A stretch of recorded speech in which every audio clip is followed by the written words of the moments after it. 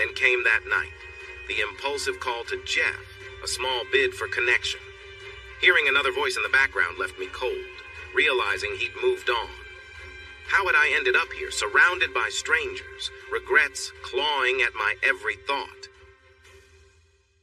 Jeff slammed his plate onto the table, and as he loudly gulped his water and let out a burp, I couldn't hold back anymore. I'd reached my limit. "I want a divorce," I shouted. The words hung in the air, leaving both of us in stunned silence. For 6 months I'd kept this to myself, but now it was out. Jeff froze, still holding his glass in midair. "What?" he asked, his voice shaky and confused. He hadn't seen this coming, but there it was, and I wasn't about to take it back. It was time to be honest. "Yes, Jeff, I want a divorce. Surely you've noticed how unhappy I've been. Don't you realize I want out?" I waited, hoping for a response that made sense. "Well, I just thought," he trailed off. "Thought what?" I pressed. He shifted in his seat, uncomfortable. "I thought, you're in your late 40s. I thought maybe menopause," he mumbled, almost too low to hear. I couldn't believe it. That was his big guess? "Menopause?" I said, gritting my teeth. "I'm 46, Jeff. I could have kids if I wanted." My frustration spilled out. I'd been holding so much back. He looked shocked, as if he hadn't expected this at all. "But I thought it was good," he stammered. "Really? You just roll over and start snoring afterward. Do you think that makes you a great partner?" I shot back. I knew I was being harsh, but I needed him to understand. Yes, there were some nice moments between us once, but those were rare now. After a while, I started wondering if there was even a point to trying, and the snoring didn't help. It was enough to drive me mad. After he'd fall asleep, I'd pour myself a glass of wine, watch a show, and wonder if anyone else had to put up with this for 17 years. I missed simpler times. We used to have fun. But since the kids came, joy seemed to leave our home, replaced by routines and stress. In truth, my frustration wasn't just about him snoring. It was more. I was unhappy with my life, feeling stuck. Jeff had a decent job at a toy company, and the kids adored him for it. But it felt so small. He had a degree in child psychology, but he just advised on kids' shows. My friends' husbands had jobs that sounded meaningful: mechanics, engineers, even a judge. Meanwhile, I was married to a guy who gave cartoon advice. It wasn't all about status, but I was disappointed. I hadn't expected to be selling commercial real estate, yet here I was, feeling trapped.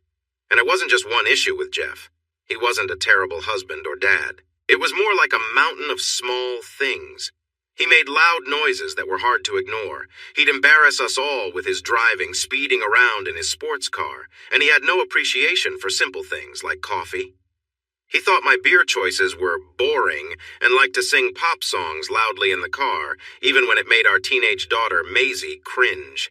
She'd rather slip out quietly at school, but he'd insist on waving and greeting her friends. Then there were his messy habits around the house. He'd leave the bathroom in disarray, use my tweezers for his nose, and never remembered to put down the toilet seat. He'd get close to me at the worst times, usually when I was just finishing my makeup, making us late. I took over paying the bills after the power got shut off 3 times because he forgot. He never learned, and so I handled it. I was the one who kept things running smoothly, while working in real estate and earning more than he did, another fact he chose to ignore. Looking back, maybe it wasn't all fair, but I had to share this to help you understand. My parents had passed away, and my relationship with my mother was complicated. I wanted a life that felt more complete, more satisfying. But with Jeff, I was just tired. Whenever I achieved something, especially when helping others, my mother would brush it off with a comment like, "You're just not the clever one." That hurt, especially as a kid. It was even harder because my older sister, Tina, always seemed perfect. Tina was the ideal big sister. She worked on political campaigns and was the person everyone went to for advice. We haven't seen each other in years now. She moved to Washington, where she's living a great life on her husband's yacht. I hope she'll invite us to visit someday, but that hasn't happened yet. Meanwhile, I'm here in the Seattle suburbs doing well in business. Recently, our company was picked to sell a new building in downtown Seattle, which has kept us busy as big companies compete for office space. My friend Melissa got divorced recently. At first, she struggled, but now she's thriving. Every Monday, her stories of weekend adventures brighten my day. She starts with something unexpected, keeping us hooked. While she seems to be moving forward, I feel stuck. I just need a break, a chance to find myself again. Somewhere along the way, I lost who I was, maybe in my marriage or while raising our 2 kids. This wasn't the life I imagined. I know I'm not perfect. I can be picky, like my strong opinions on certain drivers or the trends that feel overdone and exhausting. Sometimes it feels like everyone's just trying to show off what they believe in, and it bothers me.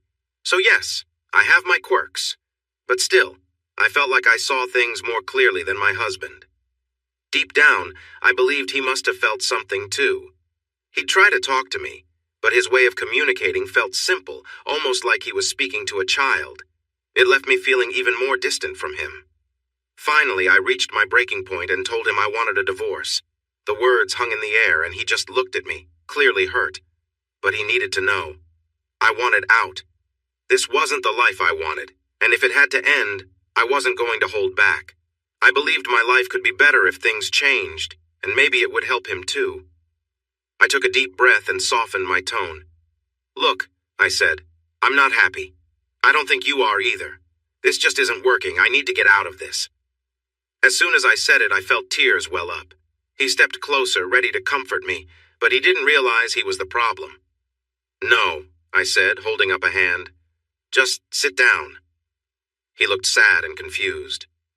Jeff, I'm serious, I said, meeting his eyes. I want a divorce. I need my life back. He took a deep breath, his face falling. I understand, he said quietly. I can't stop you. His words were vague, the kind of talk I'd heard from him for years, and I just couldn't take it anymore. Just as I was about to respond, he said, I had hoped we'd stay together, but I guess not. His tone was calm, but it only added to my frustration. Jeff, listen to what you're saying, I replied, feeling worn out. He looked at me and I could see him start to pull back, shutting down as he often did in difficult moments. It was his way of guarding himself. I wasn't even sure how things would go from here. Divorce was likely, but I wasn't sure about the next steps. I knew that whoever kept the house would probably get primary custody of the kids, and that was where things got tough. I loved my kids deeply, but a part of me wanted to reclaim my life. I thought shared custody might be a good balance. Jeff had his flaws as a husband, but he was a good dad, and I knew he'd say the same about me as a mother. This arrangement might give us both the breathing space we needed.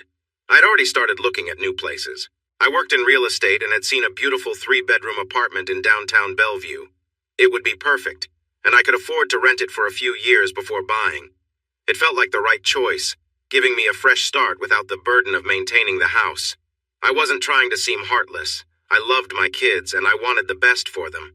This was just something I had to do for myself. We'd had 2 children together.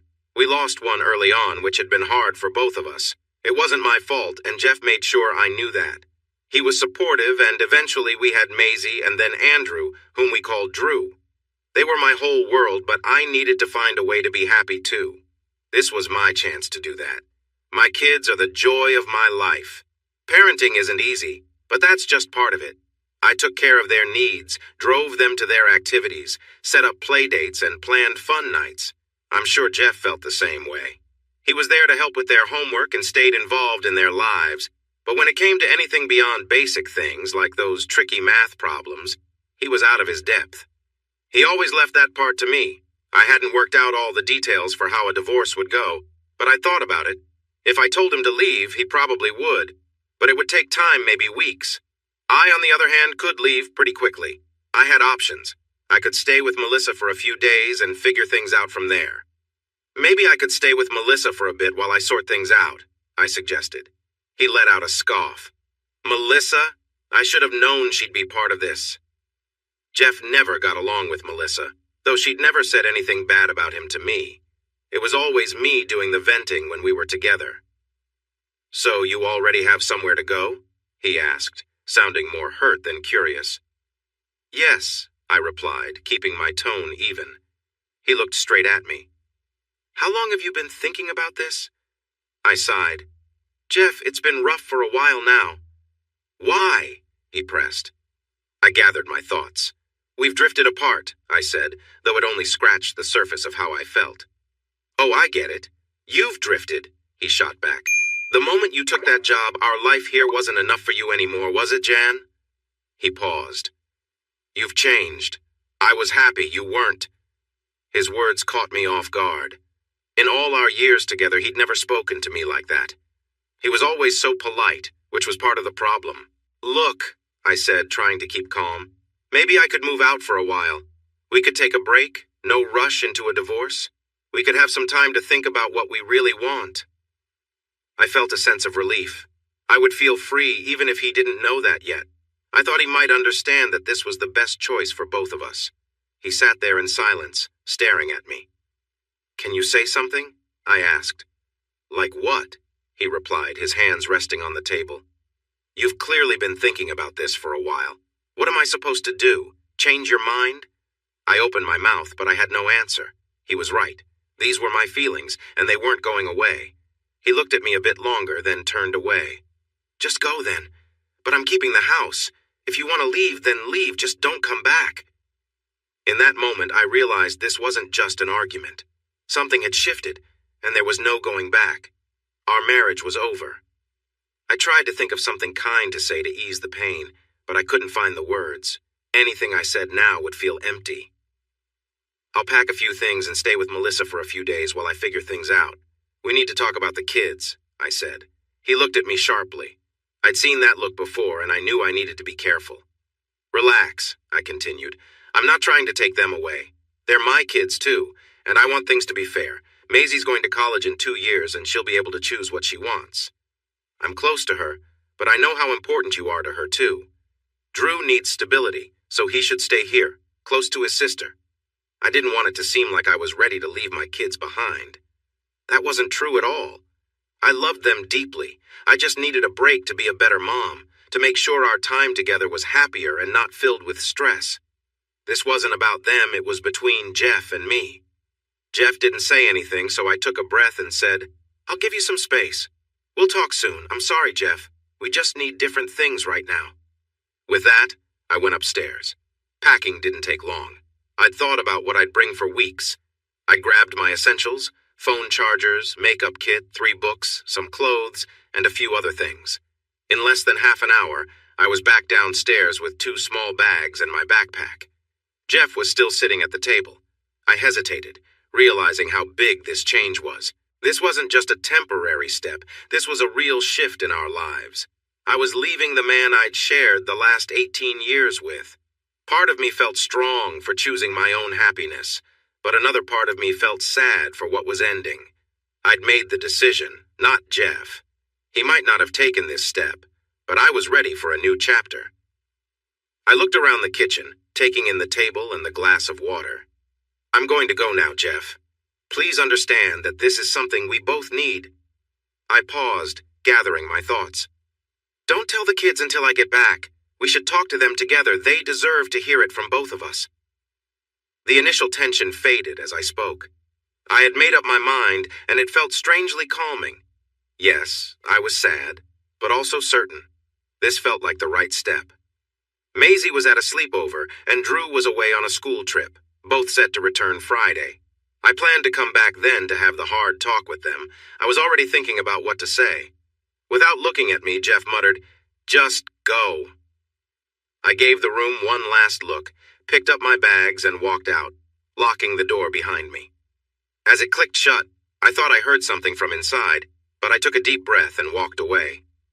This was it, my new life was starting.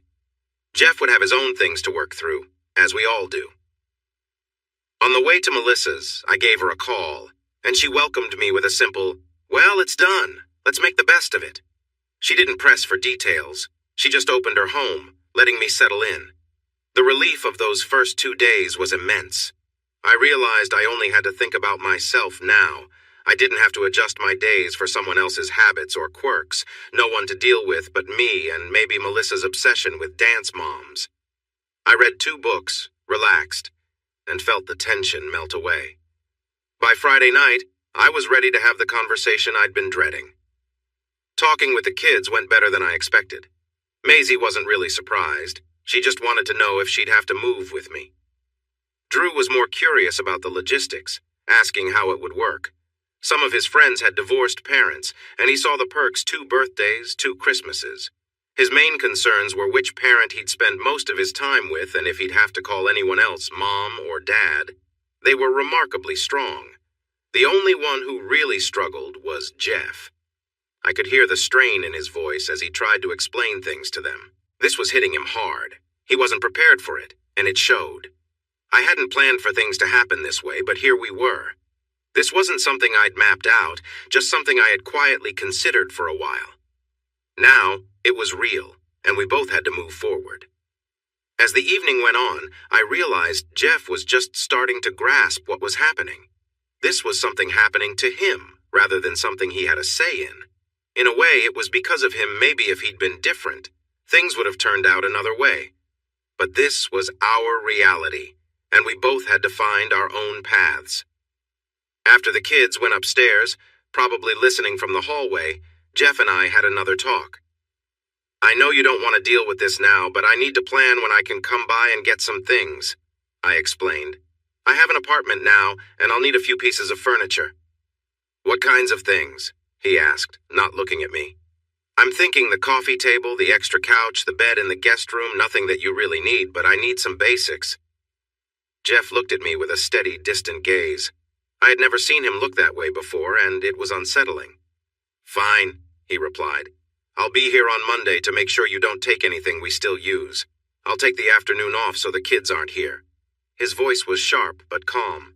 He had the flexibility to take time off, and I could work around his schedule, so it seemed manageable. I just needed to arrange for a truck to move everything.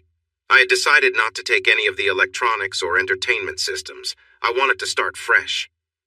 Just so you know, I added after a pause, there's no one else involved. I'm not leaving because of anyone else. I want you to be clear on that. Jeff looked at me, his expression still distant, and gave a brief nod. That was it. When Monday came, I showed up with a couple of friends from work to help move the heavier items. Jeff stood by, watching as I took what I needed. He let me take the wedding albums after I promised to make copies and return them. The only thing he wouldn't let me take was anything from the kids' rooms. I didn't plan to, though I wanted to create a new space for them at my place, somewhere they could feel comfortable. I didn't take anything that I knew held special meaning for him, like the sideboard from his mother or the family heirloom dishes. Those things didn't matter to me, and I didn't want to stir up any unnecessary conflict. Within 3 hours, I was done. The only thing that bothered me was that while I wasn't trying to cause any problems, Jeff seemed to be. As I left, he handed me an envelope, and I instantly knew what it was. He had moved faster than I expected. I felt a mix of relief and frustration. It meant he had let me go, which was what I wanted, but I felt a bit thrown off that it wasn't happening entirely on my terms. If he wasn't fair, things might get tricky. The next day, after unpacking, I looked over everything he'd sent. It was pretty reasonable. He offered a modest monthly support amount, which I could easily cover on my own with the right clients, along with child support. He proposed shared custody with the kids, mainly living at his house. This arrangement felt fair to me. I'd get one major holiday each year, 4th of July, Thanksgiving, or Christmas, and he'd get the other two, alternating every year. Birthdays would be shared. I'd have the kids every other week and weekends. It felt balanced, so I signed the papers without needing a lawyer. My new life was starting the way I'd hoped. I tried to reach out to my sister Tina to let her know what was going on. I managed a call from her boat, but the connection was poor. She and her husband Bernard were using a radio instead of a satellite phone, which seemed odd considering most people have one for sailing. I got through to her, but she kept saying, "Don't rush into anything, Jan. Just wait for me." It felt like she thought I was impatiently waiting for her to fix things. Then the call dropped, leaving me alone to handle my life. Except for the kids, of course. That feeling of independence didn't last long. I decided to wait at least 6 weeks before stepping back into dating. I'd told Jeff there was no one else in my life, which was true. I was officially single, and new possibilities were out there. Melissa encouraged me to be her wing woman, which sounded fun, but I wanted to find my footing first. I didn't want to jump into another relationship right away. I was proud of how I'd handled things with Jeff. Our separation was about my own happiness, not someone else. I wanted to make sure I wasn't running away, but choosing what was right for me. Friends were curious about the split, asking if Jeff had been seeing someone else. I told them that wasn't the case, but kept the details vague. It wasn't anyone's business. It took 6 weeks to get fully settled in my new home and set up the kids' rooms as they wanted. Drew asked for a big TV and a new gaming system, so I made it happen. Maisie only wanted a lock on her door and didn't care much about anything else. She was spending more time at friends' houses for homework. I checked with her friends, but I sensed she was pulling away. I even tried talking to Jeff about it, but he only wanted to communicate through email. Neither Drew nor Maisie would tell me much about their dad. I wasn't trying to pry, but when I asked a couple of questions, Maisie looked at me and said, "Didn't you give up the right to know what Dad's doing?" I paused, then replied, "Yes, sorry, I won't ask again." It stung to be talked to that way, but she was right. The whole point was to move on from a difficult situation, so maybe it was best to focus on the future.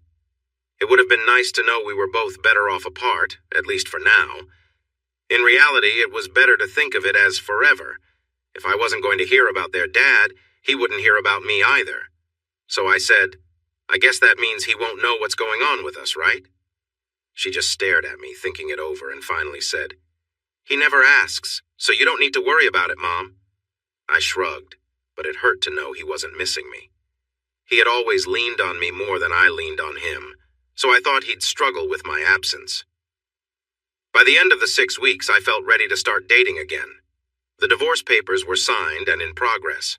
I wasn't legally free yet, but I felt emotionally ready. In my mind, it was time to open up to new possibilities. 8 weeks later, I realized I needed to pace myself. I'd been going out almost every night, enjoying bars and shows, things I hadn't done in years. I signed up for evening classes in literature and flower arranging, and I was becoming quite skilled with flowers. I enjoyed discussing works by Dickens and attending shows Jeff would have never liked. I joined a gym, started working out regularly, and even updated my look, changing my hairstyle and wardrobe to match this new version of myself.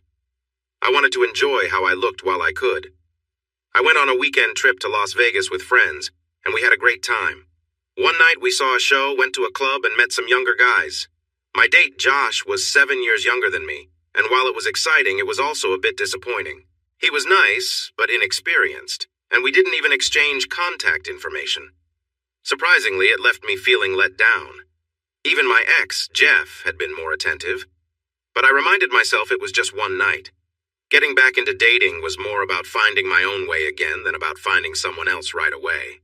From what I heard, the other girls had better luck with their dates, but that's how it goes. I didn't mind that most of them were married and just out for a fun night. They'd supported me when I left Jeff, and I didn't want to make a big deal about a brief date that didn't mean much. When we got home, I decided it was time to ease up on the nights out and the drinking, so I set up an account on eHarmony and waited to see what would come of it.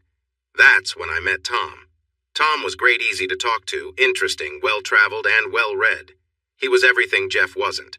We went on 3 lovely dates, and for the last one, he even took me to the opera. I'd never really understood opera. The stories can be confusing, and the languages are foreign, but the singers were so talented. Sitting there, watching them perform in such an elegant setting, was an experience. When I closed my eyes, I could just enjoy their voices. Tom was tall and slim, different from Jeff, who was shorter and stockier. I appreciated Tom's unique style, even though he had some thinning hair and a few quirks. Those things didn't bother me because I enjoyed spending time with him. We even spent a weekend on his small houseboat in Sausalito, which was a refreshing experience. I realized that my earlier attempts at dating were a clumsy way to relive some lost youth. With Tom, things felt kinder and calmer. He didn't know me like Jeff did, but it was exciting to discover new things about each other. Tom even brought me flowers, a thoughtful gesture I hadn't seen in years. However, Tom had some unexpected quirks. After our intimate moments, he'd express his gratitude in ways that caught me off guard, leaving me unsure how to respond. I wanted a partner, not someone who needed so much reassurance. Jeff had been different. He'd make a light-hearted comment and go grab a drink afterward. Now, with Tom, I was exploring new emotions and hopes. In some ways, Jeff's casual ways felt refreshing compared to Tom's habits. But over the next few months, bigger issues started to show. Tom had a real problem with anger. Thankfully, he didn't direct it at me, but he'd get worked up over little things. Big issues like politics? No problem. But if someone cut him off in traffic, he'd fume. If a restaurant got his order wrong, he'd complain loudly to the manager. He even had a list of places he refused to return to because, in his words, those people don't know what they're doing. I suspected some of these places had probably asked him not to come back because of his behavior. Oddly, in serious situations, he could stay calm. We once got into a minor car accident, and he was calm and helpful to everyone involved. But the moment someone slowed down to look, he'd get furious. I found myself apologizing for him often. I understood his frustration with certain things, but his reactions were just too extreme. As I got to know him better, I realized his anger was affecting his work too. Tom was a trained home inspector, but he had lost several jobs because of his attitude. He was skilled at what he did, but tough to work with, so he started his own business, which was struggling. On difficult days, he'd vent to me about his clients, and I'd listen, thinking of my own responsibilities. He didn't want to discuss things, he just wanted me to agree. Eventually, I stopped listening as closely. It all became clear one night when he criticized something I'd said about Jeff. We were out for dinner, and he started a rant about a child he'd seen at a recent job. This child had a habit that Tom found annoying, and he was especially harsh about it. I thought to myself, even when I was frustrated, I never spoke this way about Jeff. I had always tried to be fair and understanding, even when things were hard between us. I remember talking with friends about Tom. Since I'd been dating him longer than they'd been with their partners, I had more stories. They laughed at some of Tom's quirks. Melissa would joke, "If he has a brother, keep him away from me." Cindy would ask if the good parts of my relationship balanced out the odd ones. Joni just smiled and said, "There are plenty of other people out there. Don't settle." But none of that was why Tom and I eventually broke up. It wasn't just because he drove a Prius I could live with that. It wasn't even his irritation with how I watched TV, though it bothered him. Sometimes I'd leave the volume low just to see his reaction. The main issue was his dislike for kids. It became especially clear when he talked about how he felt about my children. I'd been careful to keep my kids and Tom separate because I wanted to be sure about him before introducing them. Maisie had mentioned their dad a few times, and I wasn't sure if they were telling Jeff anything. I didn't want him finding out I was dating someone new, not yet, anyway. I wasn't exactly sure why it mattered, but it did. I doubted Jeff was thinking about it, so I decided not to bring it up. It took me 2.5 months before I even told the kids about Tom. Tom knew I had kids and didn't mind staying away when they were around. Now I understood why. One Sunday I decided to introduce them. I was nervous, hoping they'd get along. Tom promised to be on his best behavior. I hadn't told the kids he was coming, thinking it might be easier that way, especially since Maisie had been acting a bit distant lately. The meeting went okay. Maisie kept her usual distance, while Drew tried to talk to Tom and find things they had in common. It was going as well as I could have hoped. Tom was trying, but he seemed a little uncomfortable. Looking back, the signs were there. Tom had never been married, and we'd never talked about how he felt about kids. I thought it just hadn't come up, but now I realized he avoided the topic. He must have known that his feelings wouldn't be well received. What I didn't realize was that he seemed to have an issue with younger people in general. That Sunday, I had to run to the store for a last-minute dinner item. When I came back, the house was quiet and Maisie's door was closed. Drew was on the couch wearing headphones and playing a game. I put the bags down in the kitchen, grabbed a glass of juice, and went to check on Tom, who was sitting with his iPad. He didn't ignore me, but he wasn't exactly chatty. I called for Drew, but he didn't answer, so I decided to knock on Maisie's door, hoping she might want to talk. After a moment, Maisie opened the door, looking ready to leave. She insisted on going back to her dad's right away. She walked into the living room without looking at Tom, then tapped Drew on the shoulder, saying, "I'm ready to go. Are you coming?" Drew nodded and quickly gathered his things. I tried to change their minds, saying, "But I'm making roast beef your favorite." But they were determined to leave. Maisie even took out her phone and asked, "Should I just call Dad to come get us?" At that moment, I knew I couldn't win. I felt disappointed as all my dinner plans seemed wasted. But during the drive back to their dad's house, I knew I had to find out what had happened. Maisie sat in the front seat, arms crossed, staring straight ahead.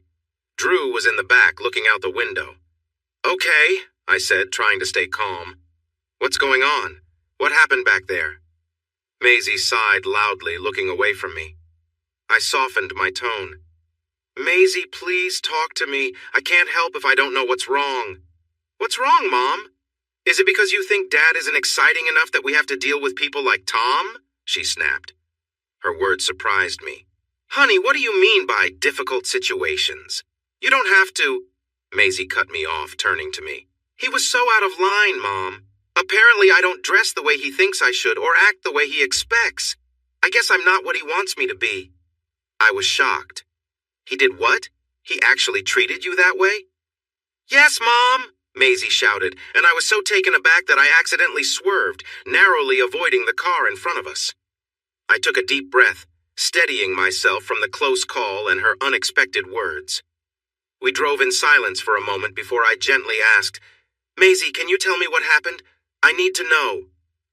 Maisie sighed again. The second you left, he started lecturing us about how kids should act, how things were in his day, and how kids should be seen but not heard. When I told him he wasn't my dad and I didn't have to listen, he grabbed me and shook me, saying girls like me needed a wake-up call. Drew chimed in from the back. I even stepped in, Mom. I knew he was trouble. We're not going back if he's around, right, Maisie? Maisie looked back at Drew, who nodded firmly. Absolutely, sis, he said, crossing his arms. Just then, someone honked behind us and I realized the light had turned green. I pressed the gas, trying to process everything. This was serious not just because of what he'd done, but because it would take time to rebuild my trust with the kids. I also worried about what Jeff would say. He'd find out soon, and if he saw Tom at my place, I wasn't sure what would happen. Maisie, I am so sorry, I said, my voice heavy with regret. And you too, Drew. That was completely wrong. I know for sure that Tom is in big trouble with me. I had no idea, and I regret all of this deeply. I had raised my kids to be honest, and I knew they wouldn't lie about something like this. If they said it happened, I believed them. As we approached their dad's house, I parked and unfastened my seatbelt. Before they got out, I said, Please, can you give me an hour to ask Tom to leave before you tell Dad? You know he'll come over the minute he hears. And if he finds Tom there, well, it won't go well. I really don't want to see that kind of scene. Can you give me just a little time to handle it?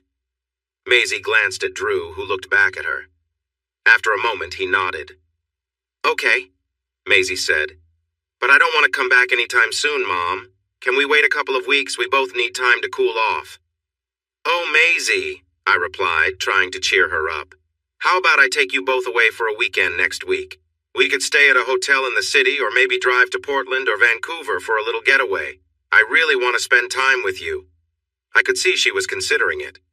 Maisie loved Vancouver, and Drew would likely go along with whatever she chose. I'll think about it. Bye, Mom. With that, she and Drew got out of the car, leaving me alone, feeling upset and hoping my relationship with them wasn't damaged beyond repair. As I drove back, I thought about what I'd say to Tom. I believed what my kids told me. They'd never lie about something so serious. Still, I wanted to hear Tom's side of the story. It made me uneasy just thinking about it. But I needed to stay calm and let him explain. When I walked into the condo, I was nervous but steady. Tom was sitting on the couch watching TV, barely looking at me as I came in. I went to the bedroom, grabbed a box, and started packing up his things from the bathroom. Then I returned to the living room, set the box on the coffee table, and turned off the TV. Can you explain why I had to take my kids home after hearing that you were disrespectful to my daughter, Tom? I asked, keeping my voice low but firm. He looked away for a moment, then finally met my eyes. She deserved it, he said. She's disrespectful and that boy just sits around. He's not even family. They are my family, I replied, voice steady. They both need to learn a lesson. They should be grateful for all you do for them, he argued, clearly uneasy but not understanding the seriousness of the situation. Tom, I said, raising my voice slightly, they're not your family. And after today, they never will be. I crossed my arms. You need to get your things and leave. The only reason I haven't called someone to help me make you leave is because of the good times we had. I'd hurry, though, because Maisie is telling her dad what happened, and he'll be here soon. It's time for you to go, Tom, and don't come back. He looked stunned, but he tried to make one last attempt. Jan, listen. Sometimes I just get intense. I think kids these days need more discipline. Your kids are a good example of that, he said, reaching out toward me. I took a step back. And you thought treating my daughter that way would make me agree with you?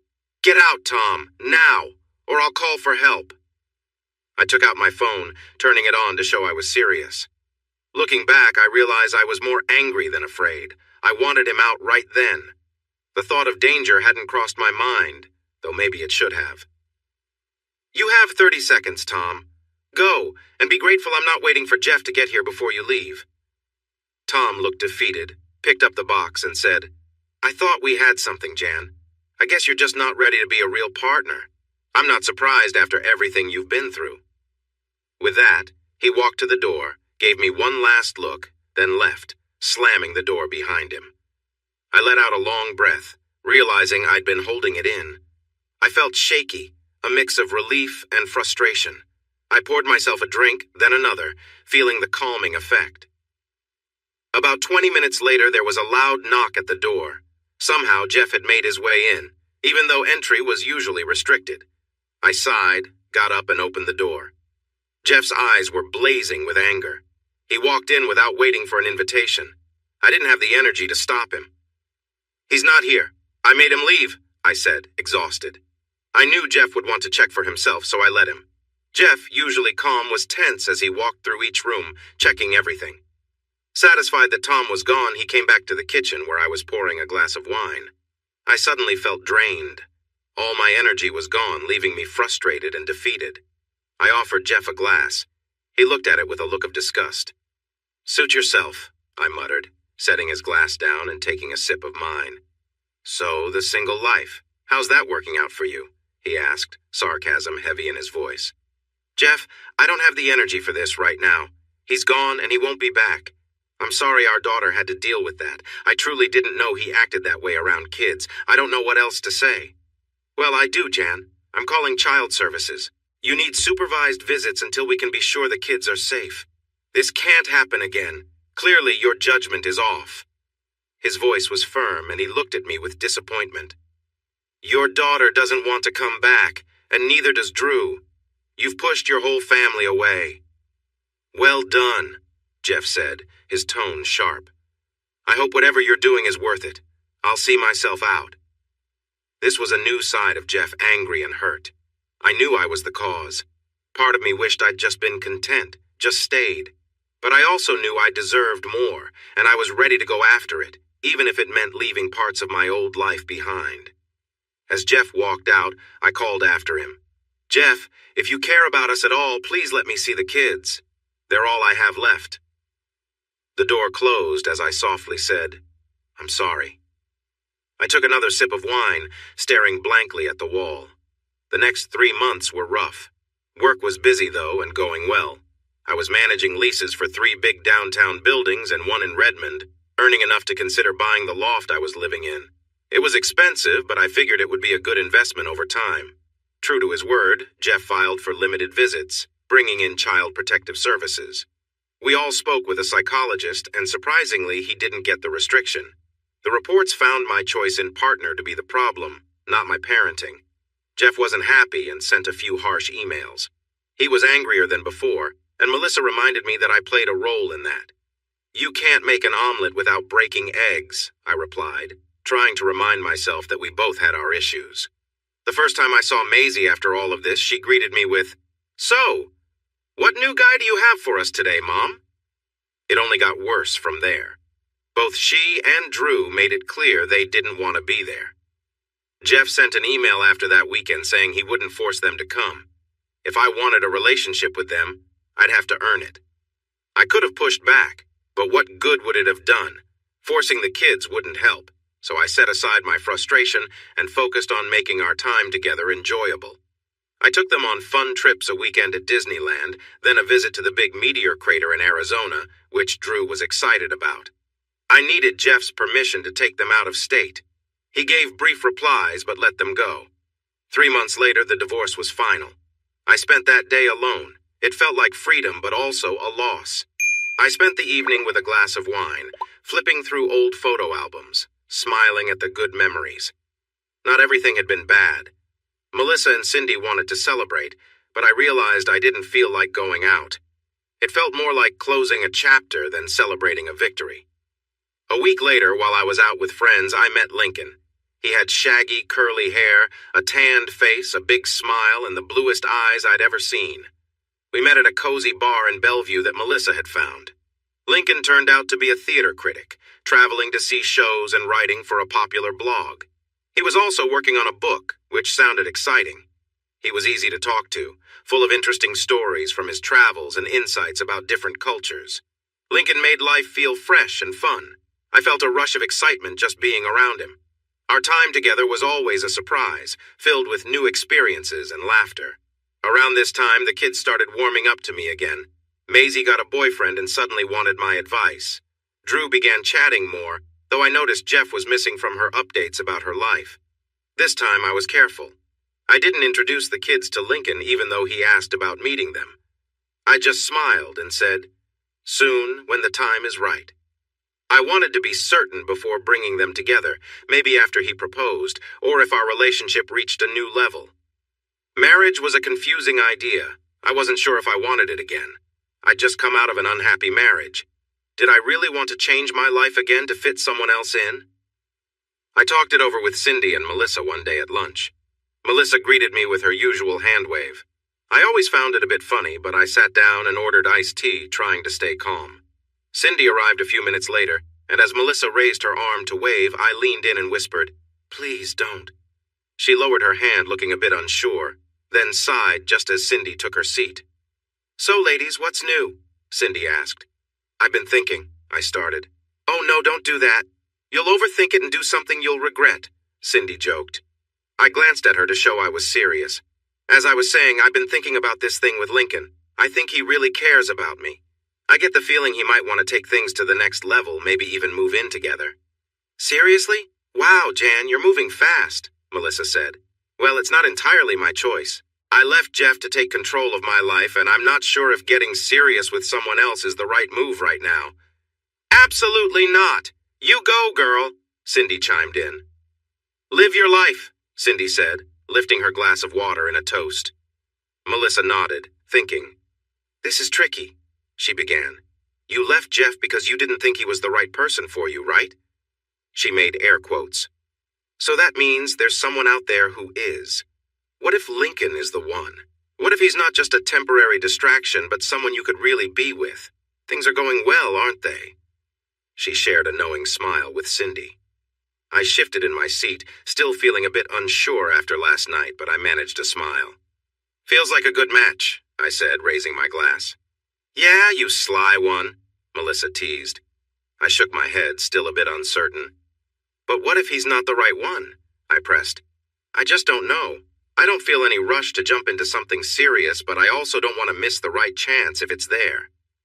"Do you think he could be the one?" Cindy asked as we placed our orders. "Honestly, I don't know," I admitted. "He's easy to be with and we get along, but I can't picture what a future with him would look like." "The only way to find out is to give it a try," Melissa said after a pause. "But don't feel pressured to decide right away. If he brings it up, see how you feel. If you're not sure, give yourself some time." I considered this and nodded. She was right. "Yeah, you're right. I've been looking at it like if not him, then who's next? Even if he doesn't end up being the one, there's no rush. I mean, just look at me," I joked, smiling. "But am I even ready for something serious? I just got out of a tough marriage." Melissa's expression softened and she looked away.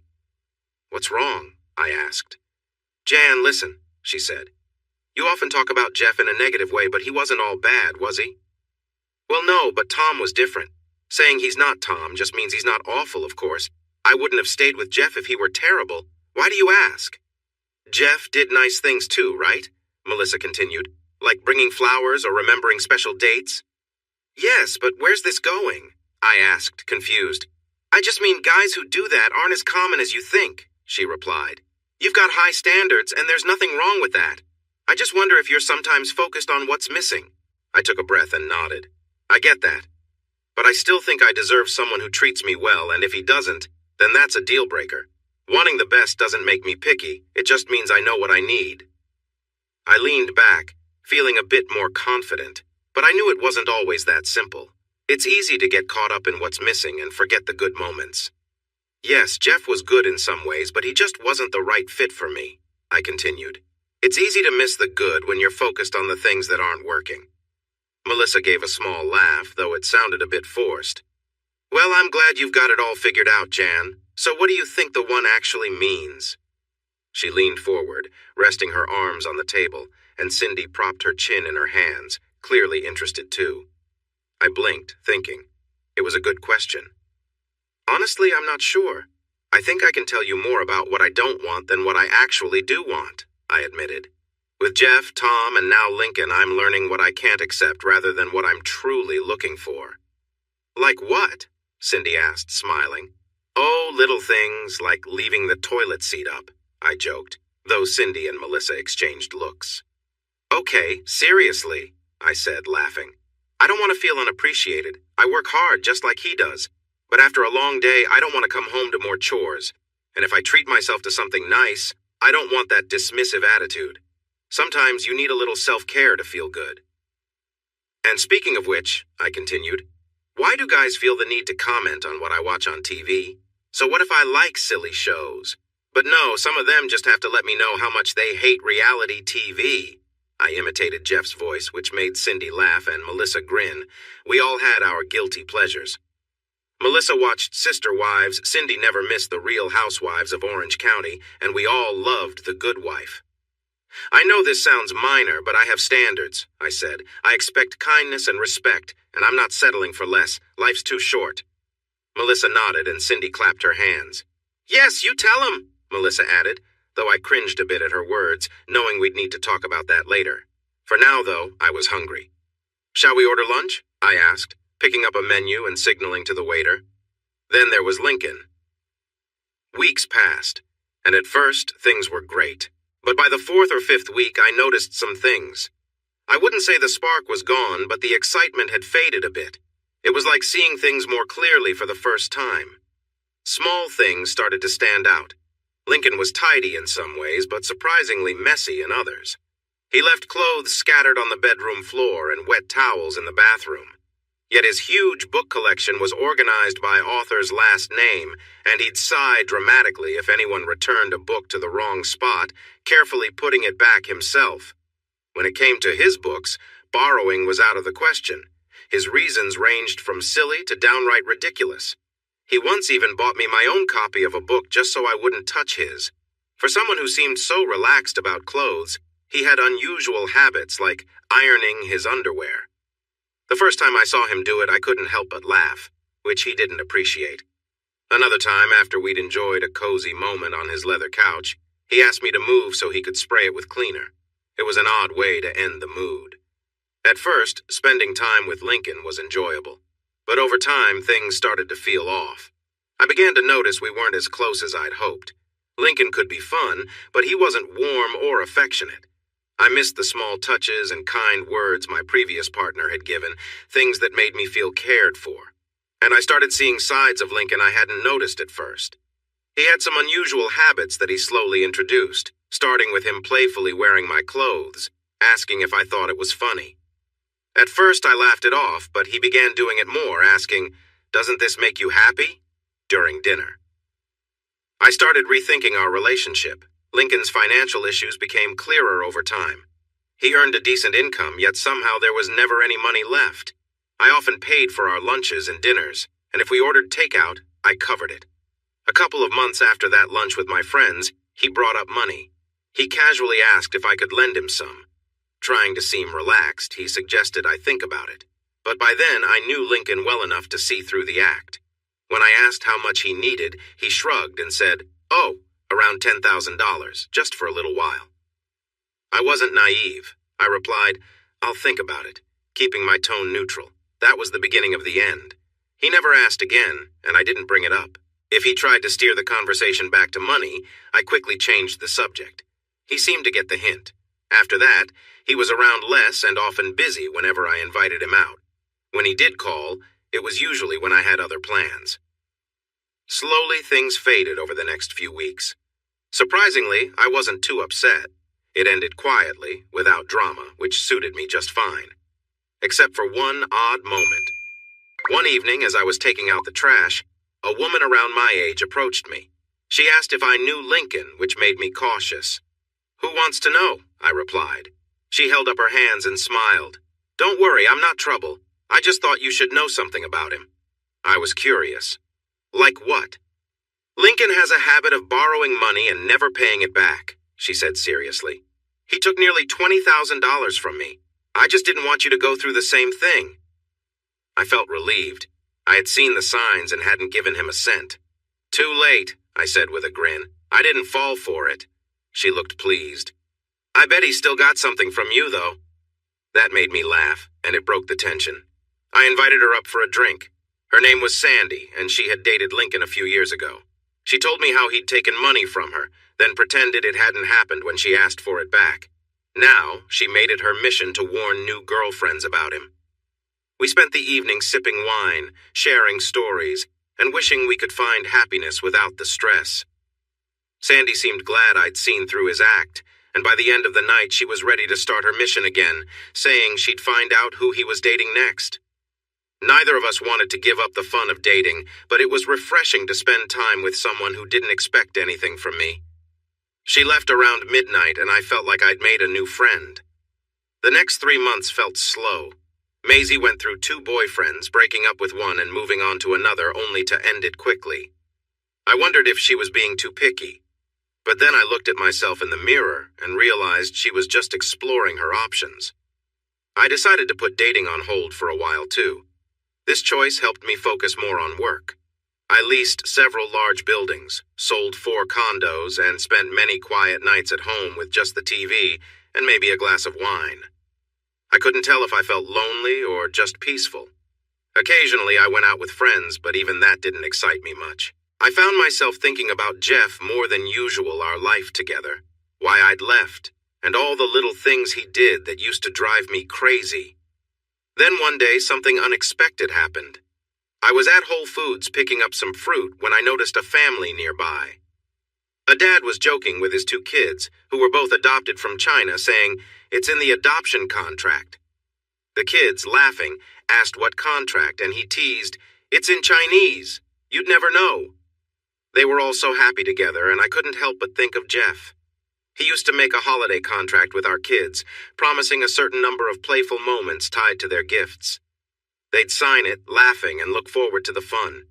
At the time, I'd just rolled my eyes.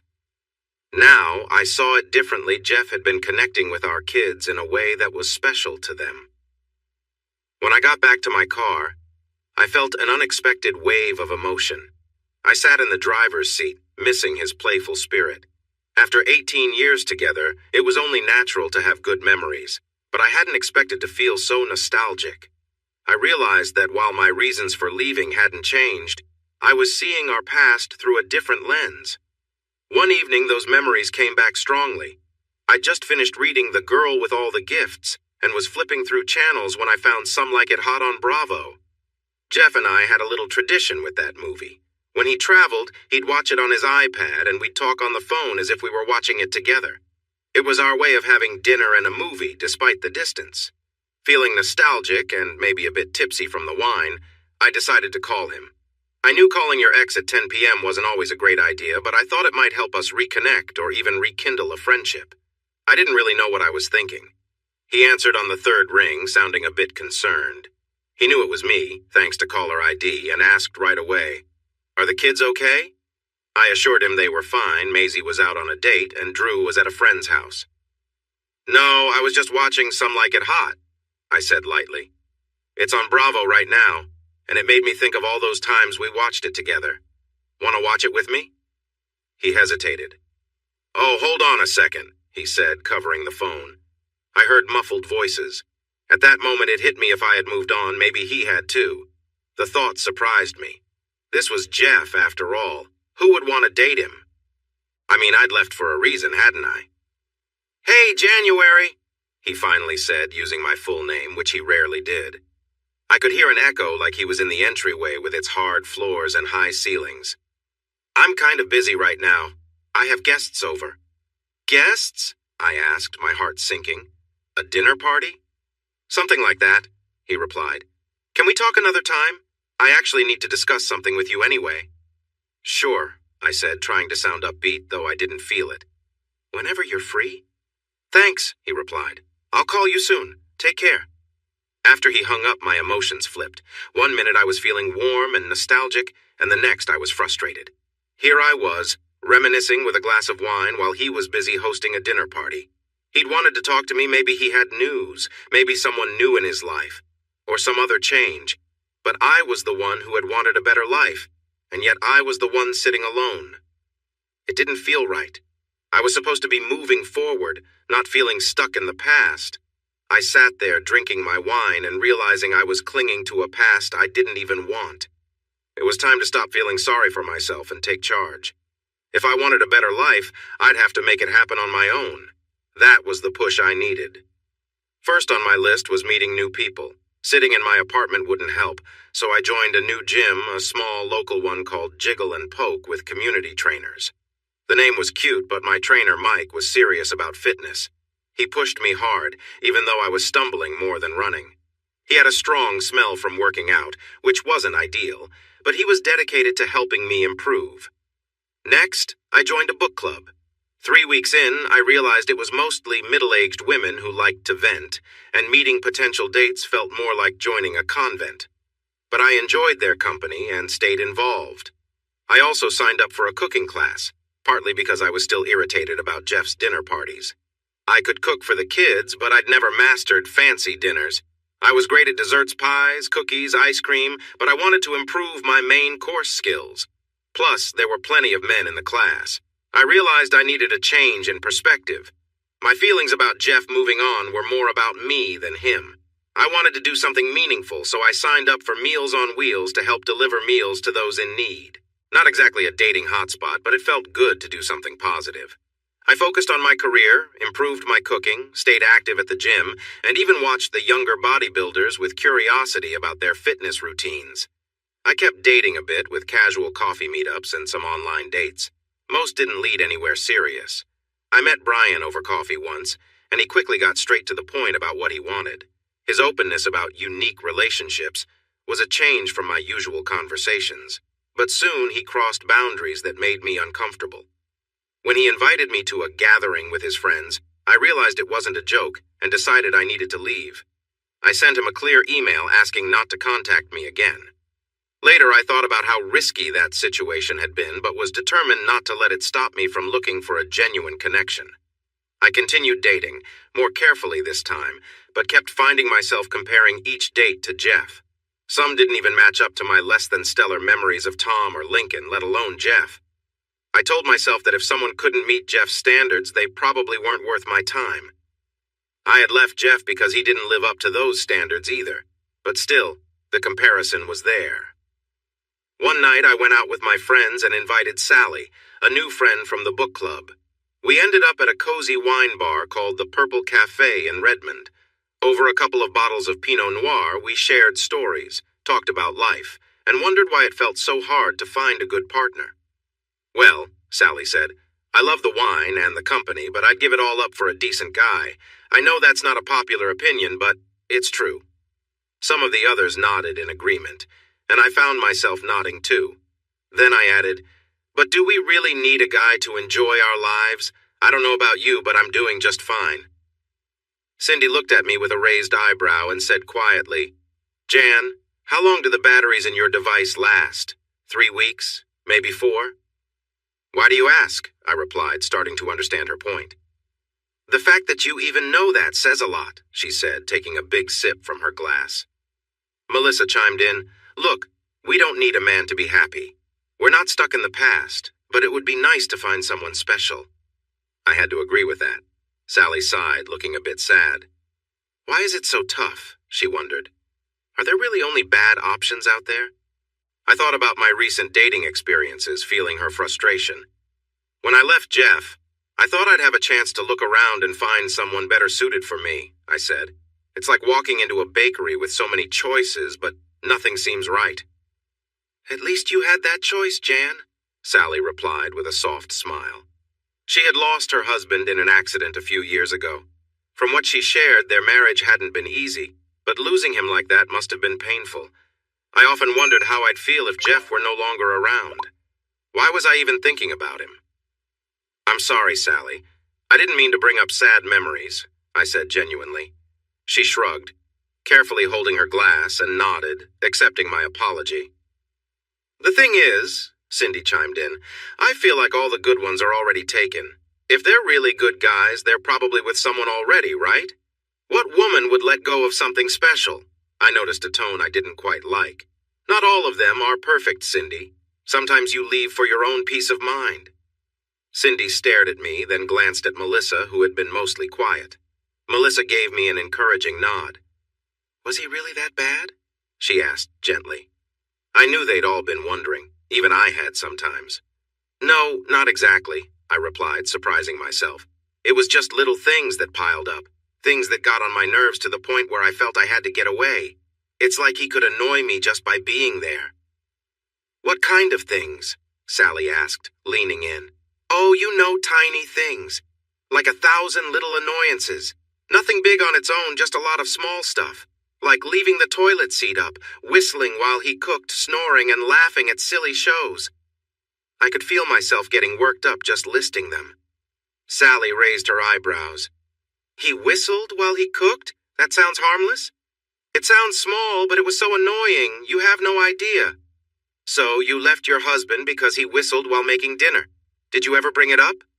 Well, not really. I mean, I complained about his snoring for years, but nothing changed. What was the point of mentioning every little thing? What could he have done about it? Melissa asked, setting her drink down. I don't know, maybe some surgery? Or something for his sleep issues? Melissa raised an eyebrow. You wanted him to get surgery for snoring, but you never even told him about the whistling? Not exactly. He knew it annoyed me. So did you ever leave the room when he annoyed you? No. Why would I leave the room? I replied, realizing how my words sounded. Sally leaned back, giving me a look. I know these things sound small, but you weren't there. You didn't experience how often it happened. It was everyday small things that wore me down. But he didn't force you into anything uncomfortable, right? Sally asked, almost as if she was trying to understand Jeff better. I laughed. The idea was funny to me. She clearly didn't know Jeff. No, if anything, it was the other way around. He never pushed me to do anything I didn't want to. Honestly, if we had shared more fun moments, maybe I would have stayed.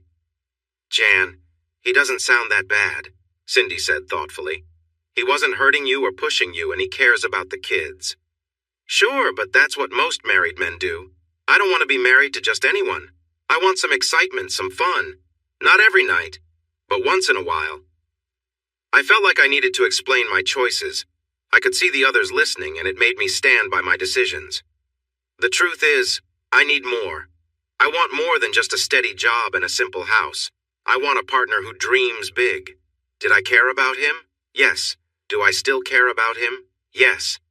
That last part slipped out before I'd really thought it through. Then why leave him if you love him? Sally asked, sounding curious rather than challenging. She was new to the group and didn't know much of our history. I sighed, feeling a bit tired. My reasons had been so clear back then. Was it a year ago already? Time had flown by. I still wanted a life that felt like my own, with things that excited me. There had been more negatives than positives. I couldn't handle the frustration anymore. I needed more.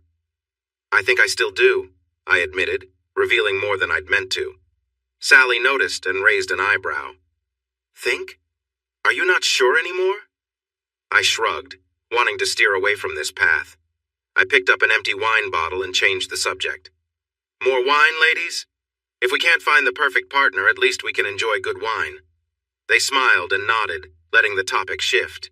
I poured the wine, noting silently that I was paying for this nice bottle. Not that I minded, but a little thank you would have been nice. That's how life went for a while, occasional nights out. Lots of running around helping seniors with Meals on Wheels. I learned a lot about cooking, discovering what made a good stew versus a bland one. Some of the meals I delivered made me think about starting a small food business, imagining I could do better. But I decided delivering was enough for now. One day, while delivering meals, I parked in a spot I probably shouldn't have to make it easier to step out. Sometimes the seniors like to chat, and I didn't mind, though I had other things to do. When I returned to my car, a man was standing nearby looking impatient. I'd blocked his car. I gave him an apologetic smile and raised my hands in a silent, "Sorry," then quickly moved my car. He watched me with a bit of irritation as I drove away. Little did I know that brief encounter would lead me to meet Damon. That's just life in the city, I thought, brushing off the incident. Sometimes you end up in these situations, you shrug, move on, and try not to dwell on it. Life's too short for negativity. The following week, I delivered a meal to Mrs. Pegler, and this time I stayed to chat for about 20 minutes. She was like living history, full of stories that fascinated me. When I returned to my car, parked correctly this time, I saw the same man again. But this time he had a friendly smile and held a bouquet of flowers. He called out, and I walked over. He handed me the flowers and said, "I'm really sorry about last week. I was in a rush and didn't mean to be rude. Please accept these as my apology." It's not every day a man apologizes with flowers, and he was quite charming. I didn't even remember what he had said the previous week, and honestly, I didn't care. A kind gesture is a kind gesture. He had nice blonde hair, a strong build, and a warm smile. I later found out he'd been a boxer. This was Damon. He was attractive and clearly thoughtful, visiting his mom in the building every Wednesday. I found that endearing. Damon was 46, divorced, and figuring out life as a single man again. He worked in real estate, specializing in cleanroom facilities for tech industries. It sounded technical and not too exciting, but Damon had plenty of charm to make up for it. He was intelligent, confident, and had a quick wit. He invited me for coffee, which quickly turned into dinner and eventually breakfast, with plenty of enjoyable moments in between. We began seeing each other 3 times a week, and it felt like a real connection was forming. But as time went on, I started noticing little things, much like I had with Tom. One evening at a nice restaurant, I noticed Damon watching me eat with a smile. "What's going on?" I asked, feeling a bit self-conscious. "Nothing," he said, looking back at his plate. "Really? What is it?" I pressed. "It's just the way you eat is different from what I'm used to," he said. "In finishing school, they taught us the European way." He began showing me his proper eating technique, which seemed overly complicated. "See?" he said. I glanced around the restaurant. "Seems like a lot of effort for a regular meal. Besides, I don't see any Europeans here, do you?" I smiled to show I wasn't upset, but he sighed instead. "It's just so typical of Middle America," he said. "You manage well, but it could look a bit more refined." This was my first experience with a subtle put-down, or negging, where someone criticizes you in a way that makes you doubt yourself. It's a tricky way to make you feel like you need their approval. Damon kept up these small, backhanded comments, and soon I found myself doubting things I'd always felt fine about. Over time, his comments became more critical. He'd make fun of me for switching my fork to my other hand, which left me feeling embarrassed and trying to change the way I ate. Then it moved on to my clothes. One day I wore shorts, and suddenly that wasn't okay. I started noticing the disapproving looks from him, and sometimes from others too. Next, he criticized my shoes, saying I should wear heels to look more ladylike. It didn't stop there. He began commenting on the color of my walls and even my choice of underwear, suggesting styles that made me uncomfortable. I know people have preferences, but these choices didn't feel right for me. They didn't fit my style or what I liked, and I resisted. But Damon kept pushing. When I said no, he'd subtly point out better options whenever we were out, taking me to stores and making comments. Some store clerks looked embarrassed for me, while others nodded in agreement, making me feel even worse. We talked about respecting personal choices, and he'd smile and agree, only to ignore it later. The clothes and personal style critiques were annoying, but they were only the beginning. Damon started suggesting that he wanted to expand my experiences, which sounded fine at first, but his approach felt controlling. He'd introduce me to his friends, acting more like he was showing me off than sharing his social circle. Damon was charming in public, always putting on a great show. But over time, I saw it wasn't about kindness. It was about control. He liked to test people's reactions, pushing them just to see if he could sway their opinions. It was subtle at first, but as I saw more of his true nature, I realized how controlling his behavior was. Behind that friendly charm was a side of him that wanted to shape everything and everyone to his standards.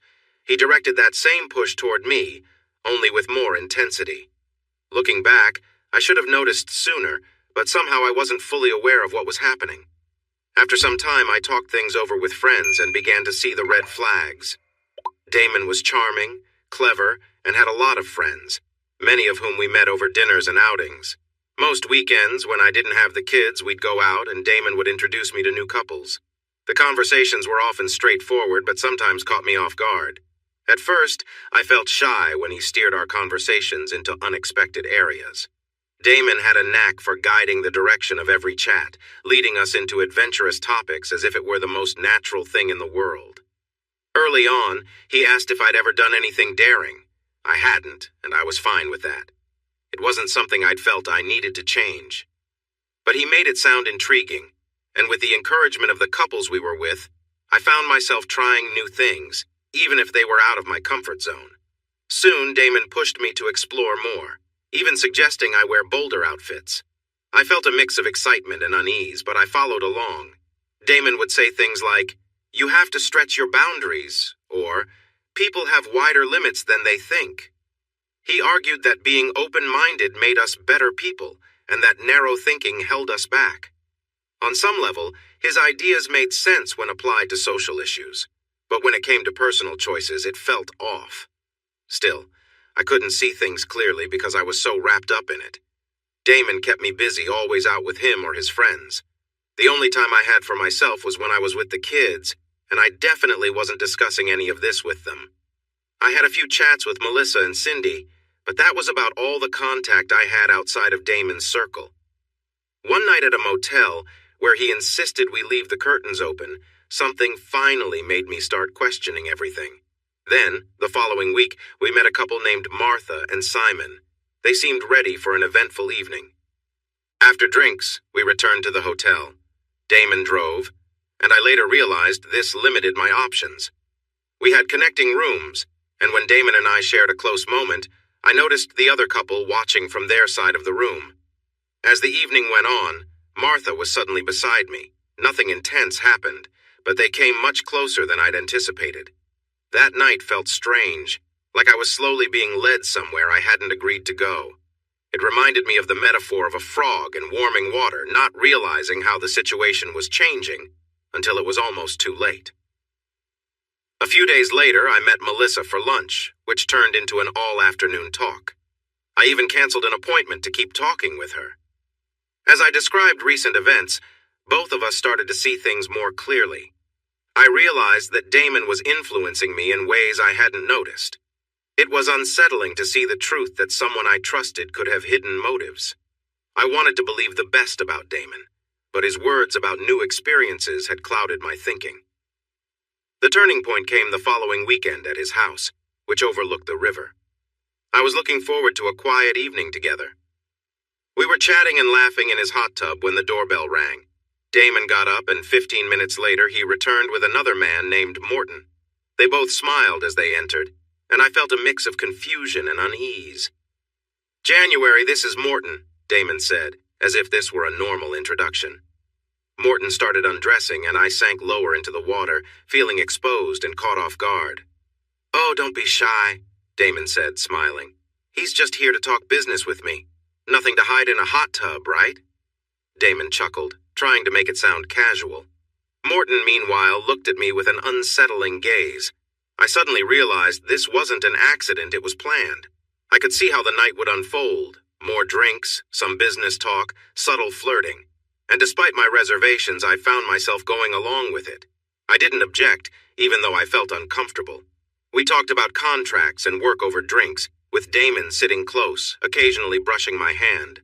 The warmth, the atmosphere, it all worked to make me believe maybe this was okay. But deep down, I knew I was only playing along to keep both men content, and I felt more like a spectator than a participant in my own evening. I didn't enjoy myself that night. I felt like I was just there to keep them happy, making it feel like an obligation rather than something I actually wanted to do. After less than an hour, when both men were finished, my mind started to drift. I went to bed while Damon was seeing his guest out, pretending to be asleep when he came back. I could hear his breathing as he lay down, and my frustration grew. I held back tears, not wanting to wake him. Quietly, I packed my things and slipped out. Driving home, I felt disgusted by what had happened, and by how much control Damon had over me. The half-hour drive felt like it lasted forever. When I got home, I poured myself a drink and stared at my reflection in the bathroom mirror. I reminded myself that I was better than this, that I didn't deserve to be treated like that. I promised myself it wouldn't happen again. Jeff would never have treated me this way. He had a genuine respect for me. I cried that night, mourning how I had allowed myself to be manipulated and for the path my life seemed to be taking, despite all my efforts to stay in control. I thought of Jeff and realized he was a good man who didn't deserve the choices I had made. I finally went to bed at 3 a.m. and slept late into the next day, with no plans for the weekend. When I checked my phone, I saw several messages from Damon, but I chose to call Melissa instead. Bless her, she came right over. We talked for hours while I stayed in my pajamas, sipping hot chocolate, my comfort drink for tough times. Melissa brought her laptop and showed me articles about manipulative behavior, which opened my eyes. After I told her what happened, anger and disappointment flooded over me. I told Melissa, and later Cindy, who joined us, that I wanted to be free from Damon, no explanations, no arguments, just free. I realized I didn't want to give him another chance to manipulate me because I wasn't sure I'd have the strength to stand up for myself. So I decided to cut him off entirely. I learned about ghosting, cutting off all contact, through a friend who dealt with a similar situation. At first, I thought the term was funny, but then I realized how powerful it could be. I blocked his number, limited all ways he could reach me, and ignored his emails. It was time for a clean break. For about 5 weeks, Damon didn't seem to accept that I was gone. Some mutual friends reached out saying Damon mentioned my sudden disappearance, but I knew they were trying to reconnect us, and I wasn't going to let that happen. I had made my decision, and I wasn't going to make the same mistake twice. Damon even showed up near my apartment a few times. I arranged to borrow Cindy's car for a bit so he wouldn't recognize mine. My building has secure parking, which needs a remote to enter, so I felt somewhat safe. I didn't even consider asking Melissa to lend her car. She'd never part with her special vehicle, even for a friend. I noticed him outside a few times, usually on Tuesdays and Thursdays. So, by the second week, Cindy's husband, Paul, started driving me home. He'd come inside for a while, and I'd call Cindy on FaceTime to reassure her everything was okay. Eventually, after 2 weeks of waiting outside, Damon stopped showing up. A week later, Cindy and I switched back cars, and she joked loudly, "Wow, that Nissan SUV is really nice. I wish I had one." Her husband just shook his head, smiling. With Damon finally gone, I started focusing on rebuilding my life and reputation. I couldn't shake the disappointment I felt in myself that night. I wondered why I hadn't felt this level of regret when I left Jeff. Should I have? Did it mean I didn't love Jeff as much as I thought I did? Something felt off. The next 3 months were peaceful. I took cooking classes, even joined a Chinese cooking class, and continued with Meals on Wheels. I became close with a few regulars, and one day I found one of them had passed away. It was a shock, and that night I had a few drinks to process the experience. Thankfully, she had left instructions for her memorial, and her pastor reached out to her family. Life moved on, and I decided to stay away from dating. Maisie settled down with a boy she saw often, and I finally got to meet him.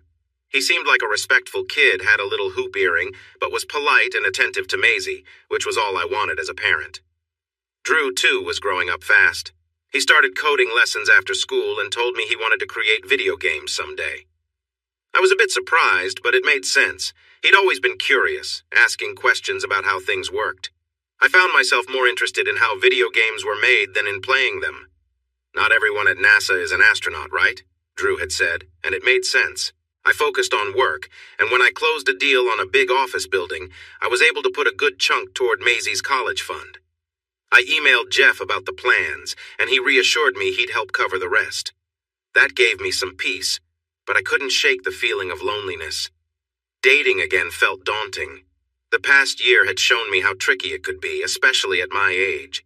I often thought about my relationship with Jeff, trying to pinpoint what went wrong. He was a good man, and I realized that wasn't easy to find.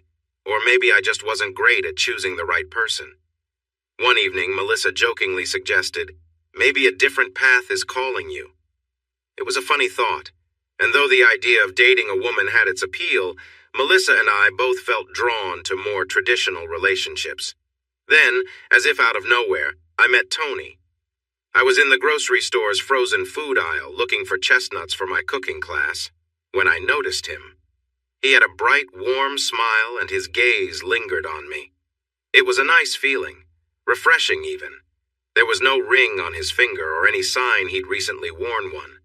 My cautious side kicked in, making me wonder why he was single. Tony had a light tan, dark blonde hair just starting to gray, and a kind face with laugh lines. He wasn't built like a bodybuilder, but had a friendly, easy-going look. Standing at about 5'11", he had a vibe like a low-key Robert Redford, with a square jaw and gentle eyes. His voice was smooth with a Texan accent that was charming. Words like ma'am, reckon, and y'all would sneak into his sentences, and it always made me smile. When he asked me for coffee, I hesitated at first, but eventually agreed. He was funny, attentive, and relaxed, not trying too hard but still making an effort. After my recent experiences, I kept my guard up, but he was patient and didn't mind taking things slow. Our coffee dates soon turned into lunches, and over a few weeks our relationship grew at a pace I was comfortable with. Tony was open about wanting to spend time together and was perfectly fine with going slow.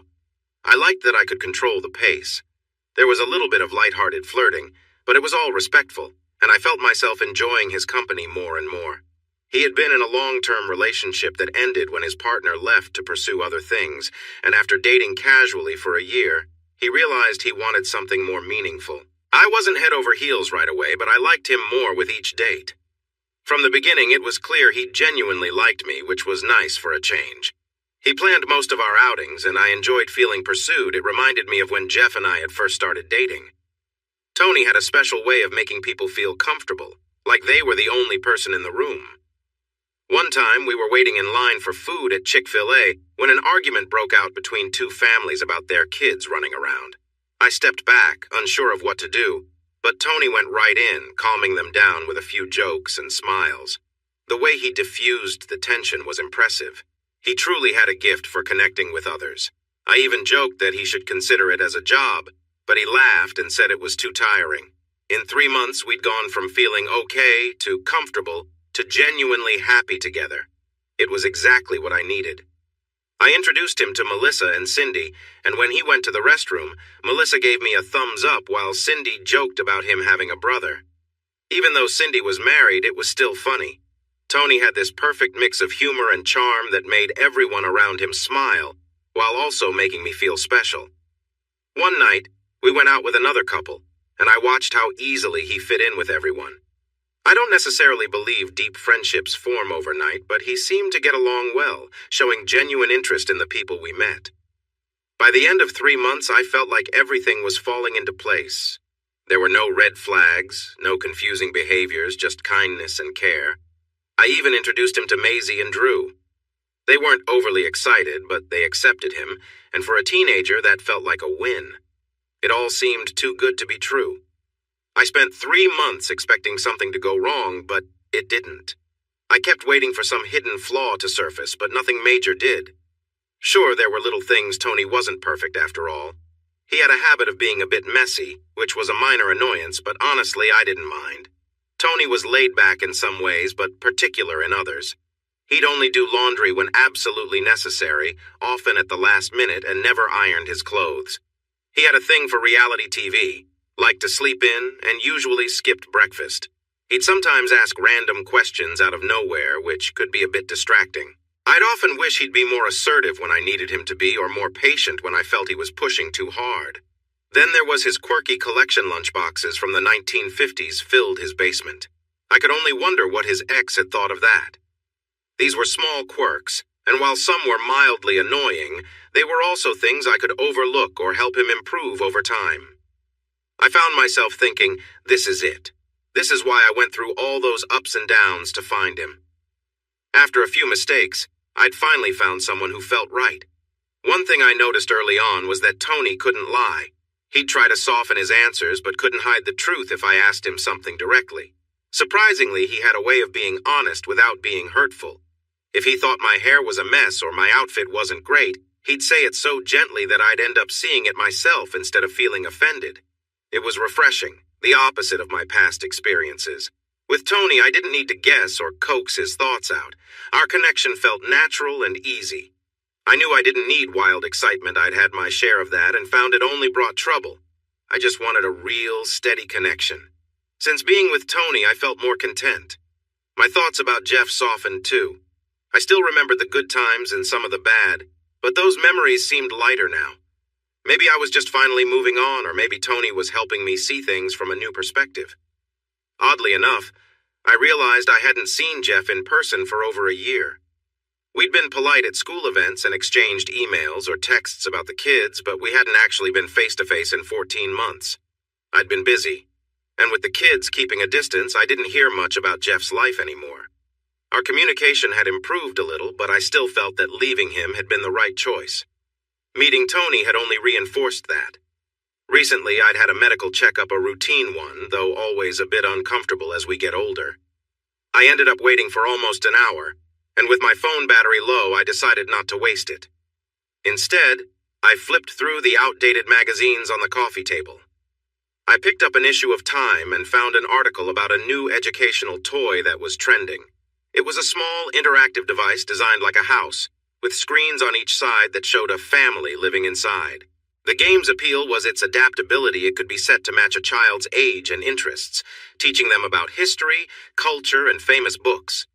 The screens had a special effect, giving the illusion of peeking into a real house.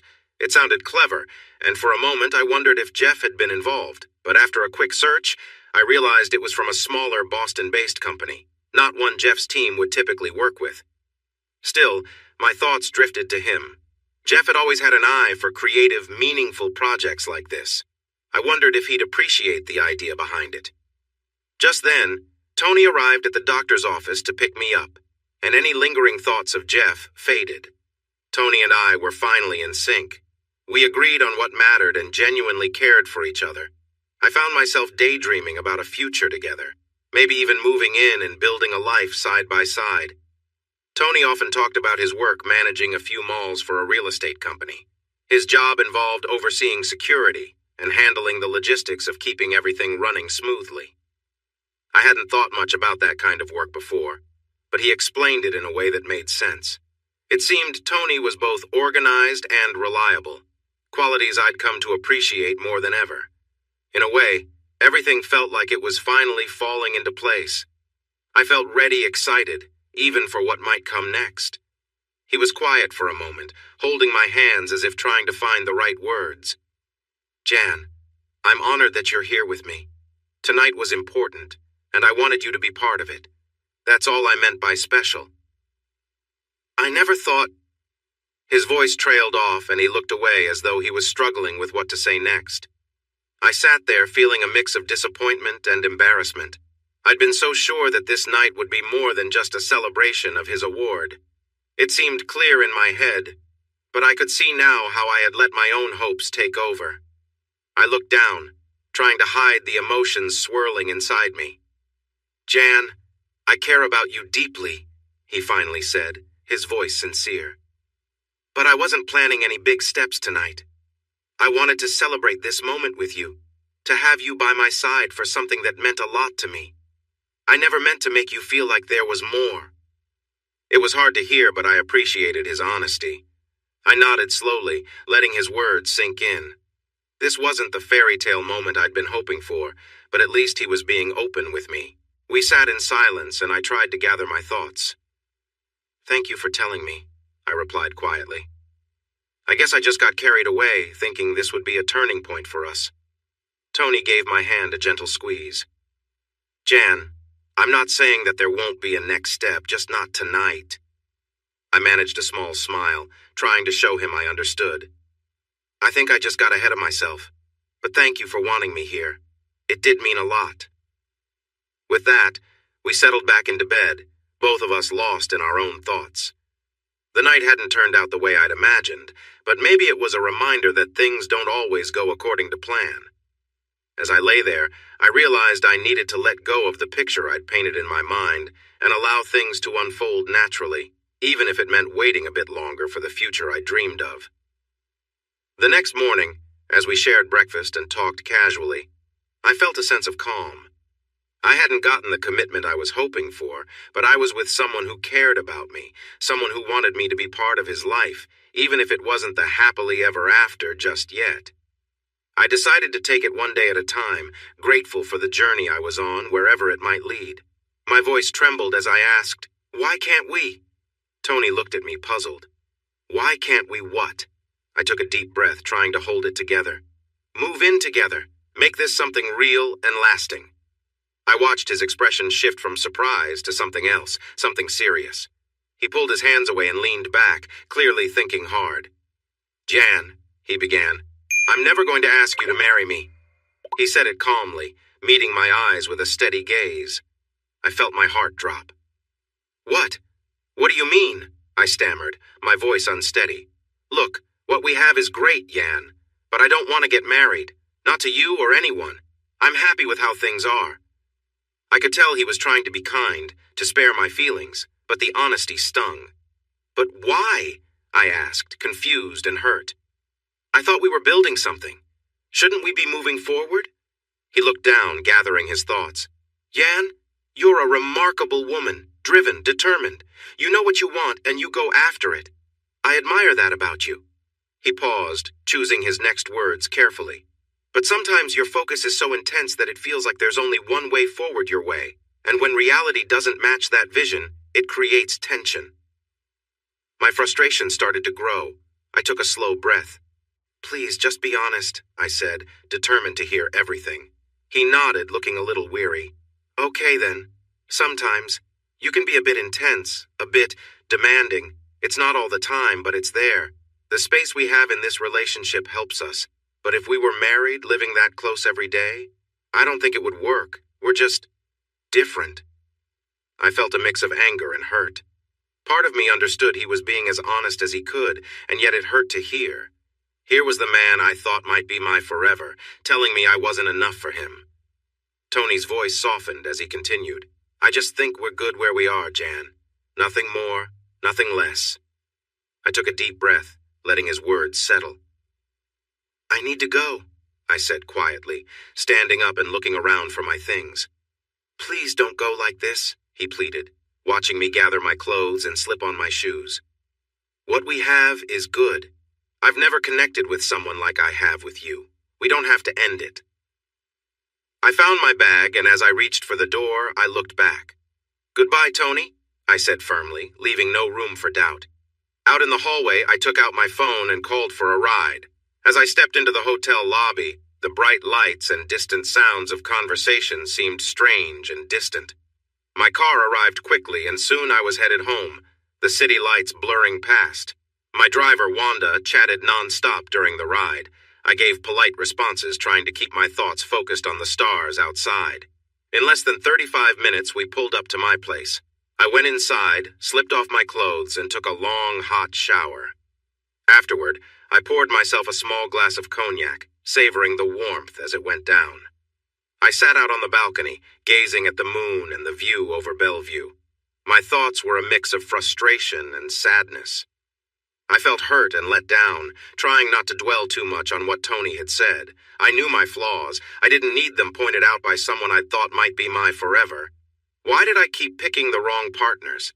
My expectations never seemed to match reality. After a while, my emotions took over.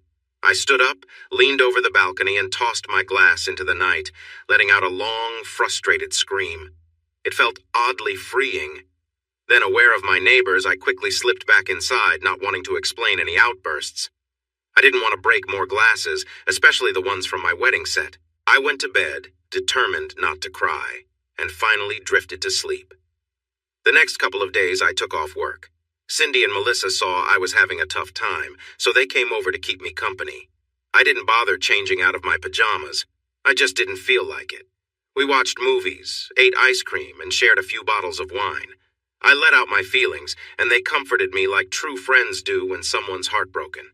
Tony called once, but Melissa answered and told him I was doing fine, no need to worry. I felt foolish for believing there could be a future where there wasn't one. Then, out of nowhere, my sister Tina showed up. Family has a way of getting right to the heart of things, don't they? Especially my older sister. She just knocked on the door one day saying, "Hey, little sister, how's life treating you?" Just what I needed, no warning. She walked in with a bottle of Jameson Reserve and after a quick hug said, "Dinner's on me. We'll eat. Come back and celebrate. Go put on some jeans. I'm starving." I blinked, trying to figure out how she'd even found my new place. We'd been out of touch for so long that she didn't know about my divorce or the move. Still, there she was, as if she'd known everything. I felt off balance. I'd been managing my own life for a while, but when Tina showed up, I felt like a kid again, caught between surprise and admiration. She looked great leaner, deeply tanned, with hair naturally sun-kissed from the sea and sun. She was small, maybe 5 or 6 inches and 115 pounds, with short hair and bright brown eyes. We didn't look much alike. I'm taller, closer to 5'9" inches and about 20 pounds heavier, though with a bigger frame. My hair's chestnut brown and I have blue eyes. Our personalities, though, couldn't be more different. I'm more energetic and intense while she's calm, thoughtful, and quick with dry humor. Still, she can be sharp when she needs to be, especially with her British-style sarcasm. She has a knack for pointing out when someone's taking themselves too seriously, usually me.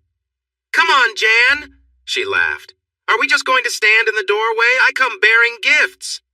She held up the bottle with a grin. "You can't disappear for 3 years without bringing a gift. Now go get changed and let's go eat. We have a lot to catch up on, and I didn't come all this way to stand around."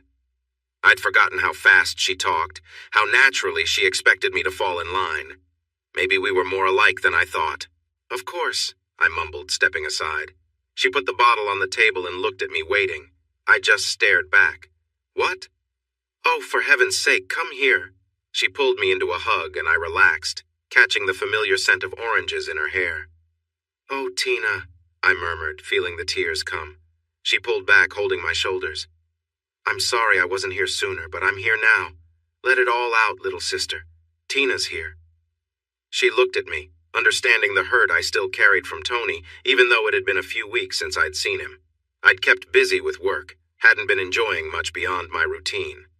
"Go on," she encouraged, giving me a little nudge toward the bedroom. "Get changed, and let's go get something good to eat. My treat. Then we can talk like old times." I managed a small smile, realizing how much I'd missed her.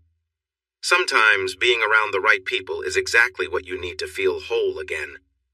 I headed to my bedroom and pulled on some jeans while Tina chatted from the other room, her voice filling the condo with that lively energy I'd missed. "I stopped by the old house to surprise you," she called out, "and found out you'd left him. I guess we'll have plenty to talk about tonight."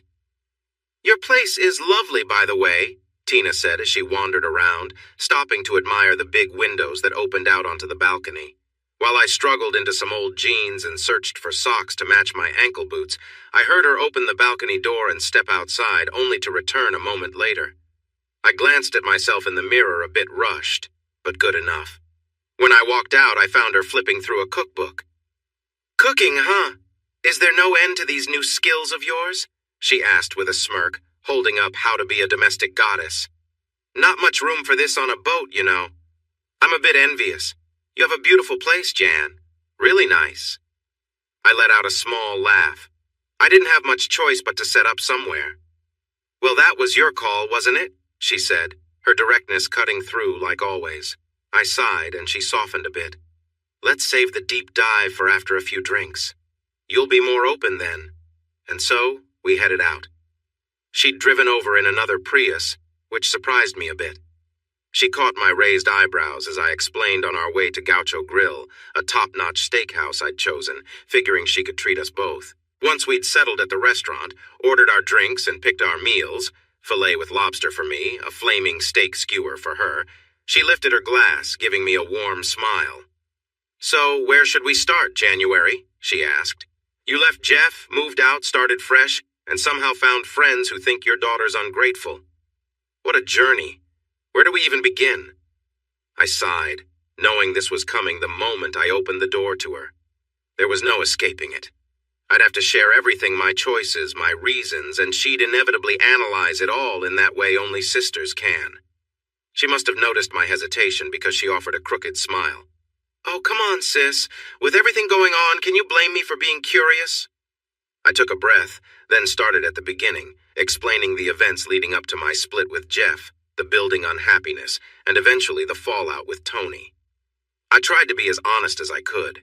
Tina's always been good at spotting half-truths and would press me until I laid it all out. She listened intently, reacting with understanding and occasional surprise, letting me feel safe to speak openly. Somehow that made everything easier. We savored the meal, worked through a bottle of wine, and even started on a second. As I finished sharing, I leaned back, fiddling with my wine glass, watching the condensation form. Finally, after a quiet pause, I turned to her. "So, what's new with you?" We both laughed. It was the perfect, light-hearted break. She raised her glass, smiling, and toasted, "To my sister, whose life is never dull." I managed a half-smile, then asked, "But really, what have you been up to? Any wild stories from the South Seas?" She shifted in her seat, smiling as she looked down. That's a story for another time, Jan. Sailing around those seas can be a bit quiet sometimes, though I had the right company for it." Then she changed course. "But back to you. I need some clarity on a few things." I took a deep breath, sensing the direct questions were coming. "You know," she started, "I actually saw Jeff. He's the one who led me to your place. It was supposed to be a surprise, but honestly, I didn't rush over. In fact, I dropped by yesterday and ended up having dinner with him." She paused, watching my reaction. "It's quite revealing hearing your side now. Helps me see the full picture." "The full picture?" I asked, arching an eyebrow. "Come on, Jan," she said, leaning in. "When you're caught up in something, it's hard to see it clearly. Jeff has his own perspective on all this, too. Talking with both of you helps me understand what's really going on." Despite myself, I was curious. I hadn't really known how Jeff was doing lately, and if I was honest, there was a small part of me, the not-so-gracious part, that hoped he wasn't exactly thriving. "So how is he?" I asked as casually as I could manage. Tina saw right through me and teased, "You could just call him and find out, you know." I shook my head, my frustration slipping out. "The last time I tried, I was left reeling for days. I mean, who throws a full dinner party as a single guy these days?" Tina tilted her head, her voice teasing. "Who said he was single?" My heart skipped a beat as she added, "Just joking." But the hint still lingered. She leaned in again, her expression serious. "Let me get this straight, Jan," she said carefully. "You left Jeff because his job and personality didn't match your goals, right?" Her words hit a nerve. I could feel the frustration bubbling up. "No, Tina, that's not it at all. I just wanted something different." And even though I'd said it many times before, somehow I realized I wasn't entirely sure what that something different was anymore. That was my usual answer when people asked about my feelings. Most people get it. Everyone has moments when their partner doesn't seem to see things the same way. But Tina? She wanted specifics. "What exactly did you want that he didn't?" she pressed. I hesitated, trying to find the right words. My usual answer had been enough for everyone else, but Tina wasn't one to let things slide. "Jeff, just he wasn't ambitious," I finally said. "Look at his job. Is that really the kind of work someone with his education should be doing?"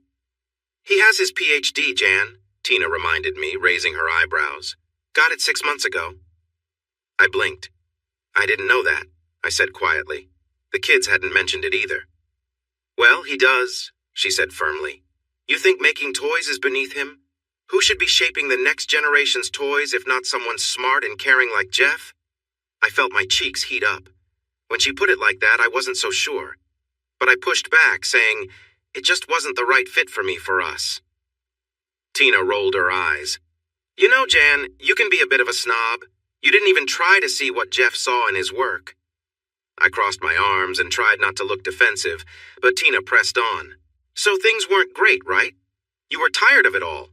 Fine. But what did you actually do about it besides getting frustrated and dreaming of this perfect life? Did you try to bridge the gap?" I shifted uncomfortably. I'd never thought about it like that. Tina noticed my expression and continued. "Isn't it true that you didn't do much, Jan? You were upset that Jeff wasn't who you wanted him to be. But instead of talking to him, you just got more annoyed, waiting for him to read your mind." I bit my lip. "It wasn't that simple," I murmured. Tina shook her head. "No, Jan, it was simple. Jeff loved you. He wanted you to be happy, gave you space when you asked for it, and you left without even trying to work through it." Her voice rose, drawing some looks from the tables around us. She took a deep breath, lowering her tone. Jan, all Jeff ever wanted was to make you happy.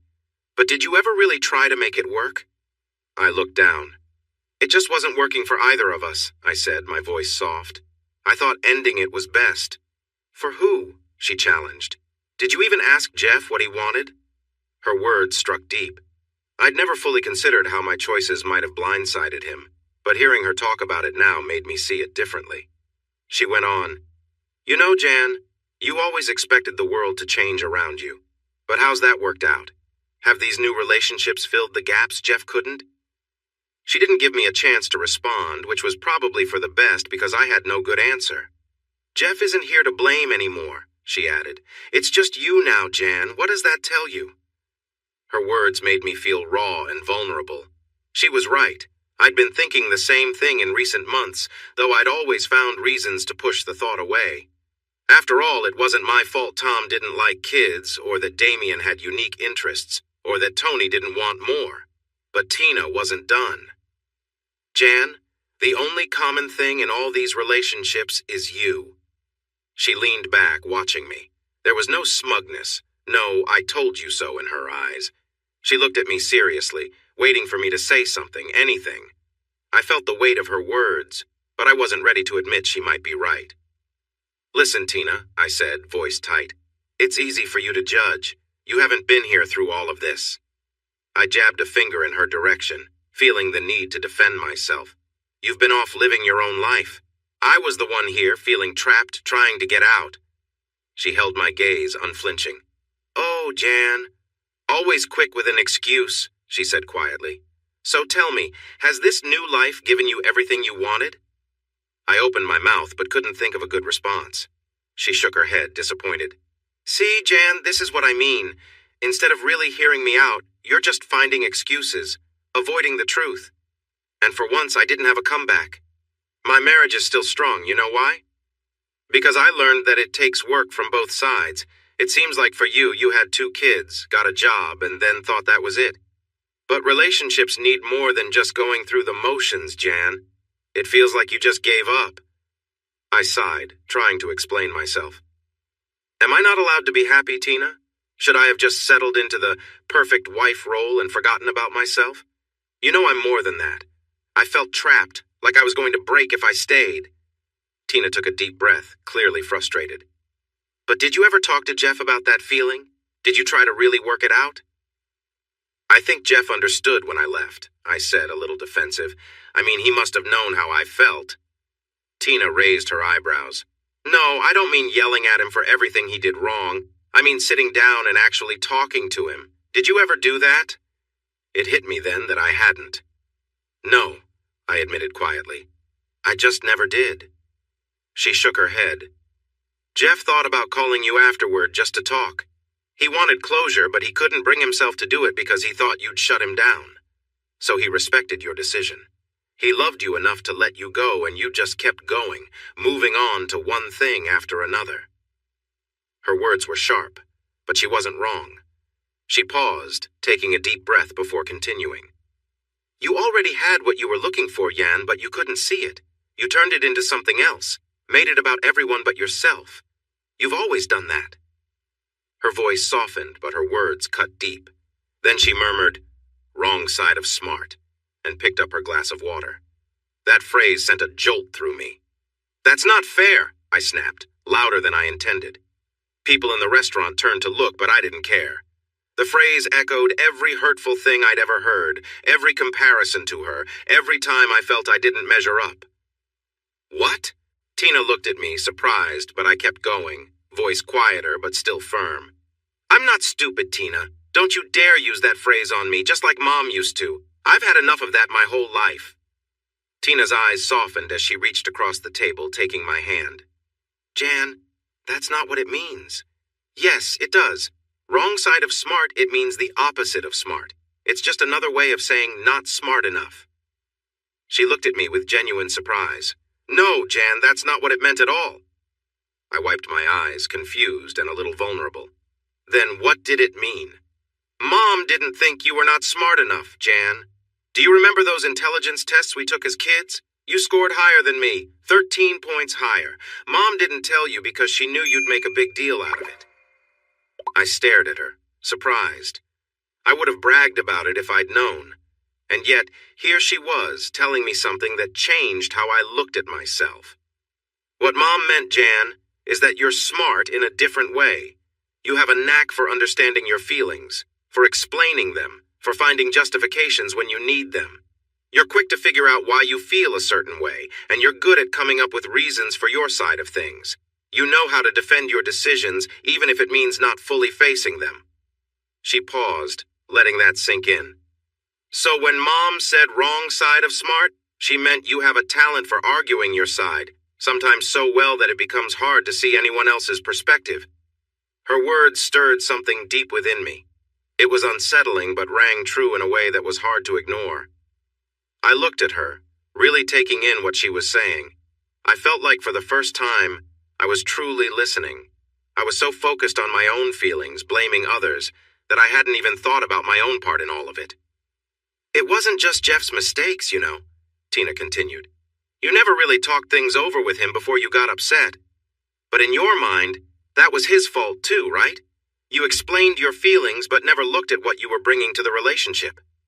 She leaned back, giving me a knowing look. And your attitude, always defensive, makes it even harder to connect. I bet right now you're more focused on coming up with a response than really listening to what I'm saying. Her words hit me. Usually I would jump in and defend myself, but this time I just listened. Was she right? Had I been missing the point all along? Look at your life since leaving Jeff, she said. You've been searching for someone to make you happy. You thought you'd found it a few times, but each time it didn't last. You keep expecting others to fill this void, and you get upset when they don't. She held out her hands. You expect happiness to come from them, not from you. I sat there, a bit stunned. Was I really like this? I thought I knew myself, but her words made me wonder if I had been ignoring the truth. Maybe, just maybe, she was right.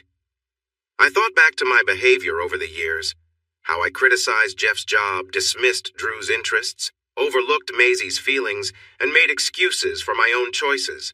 These memories came flooding back, and I realized how I had hurt people, all while thinking I was right. I was so quick to judge others, but maybe I hadn't looked at myself clearly. Finally, Tina said softly, Well, are you still with me? I'm hoping you don't hate me for saying all this. I gave a small chuckle. Of course not. I probably needed this, even if I don't want to admit it. Tina looked relieved. Good. It's hard to say these things to someone you care about. After a pause, I said, There's a lot to think about. And there was. I didn't know what else to say, but I knew this conversation would stay with me. I felt like I was seeing myself for the first time, and the view wasn't exactly pretty. Facing the reality of who I was, of who others saw me as, was overwhelming. It was like realizing I'd been the bad guy in my own story all along. For the next few days, I felt low.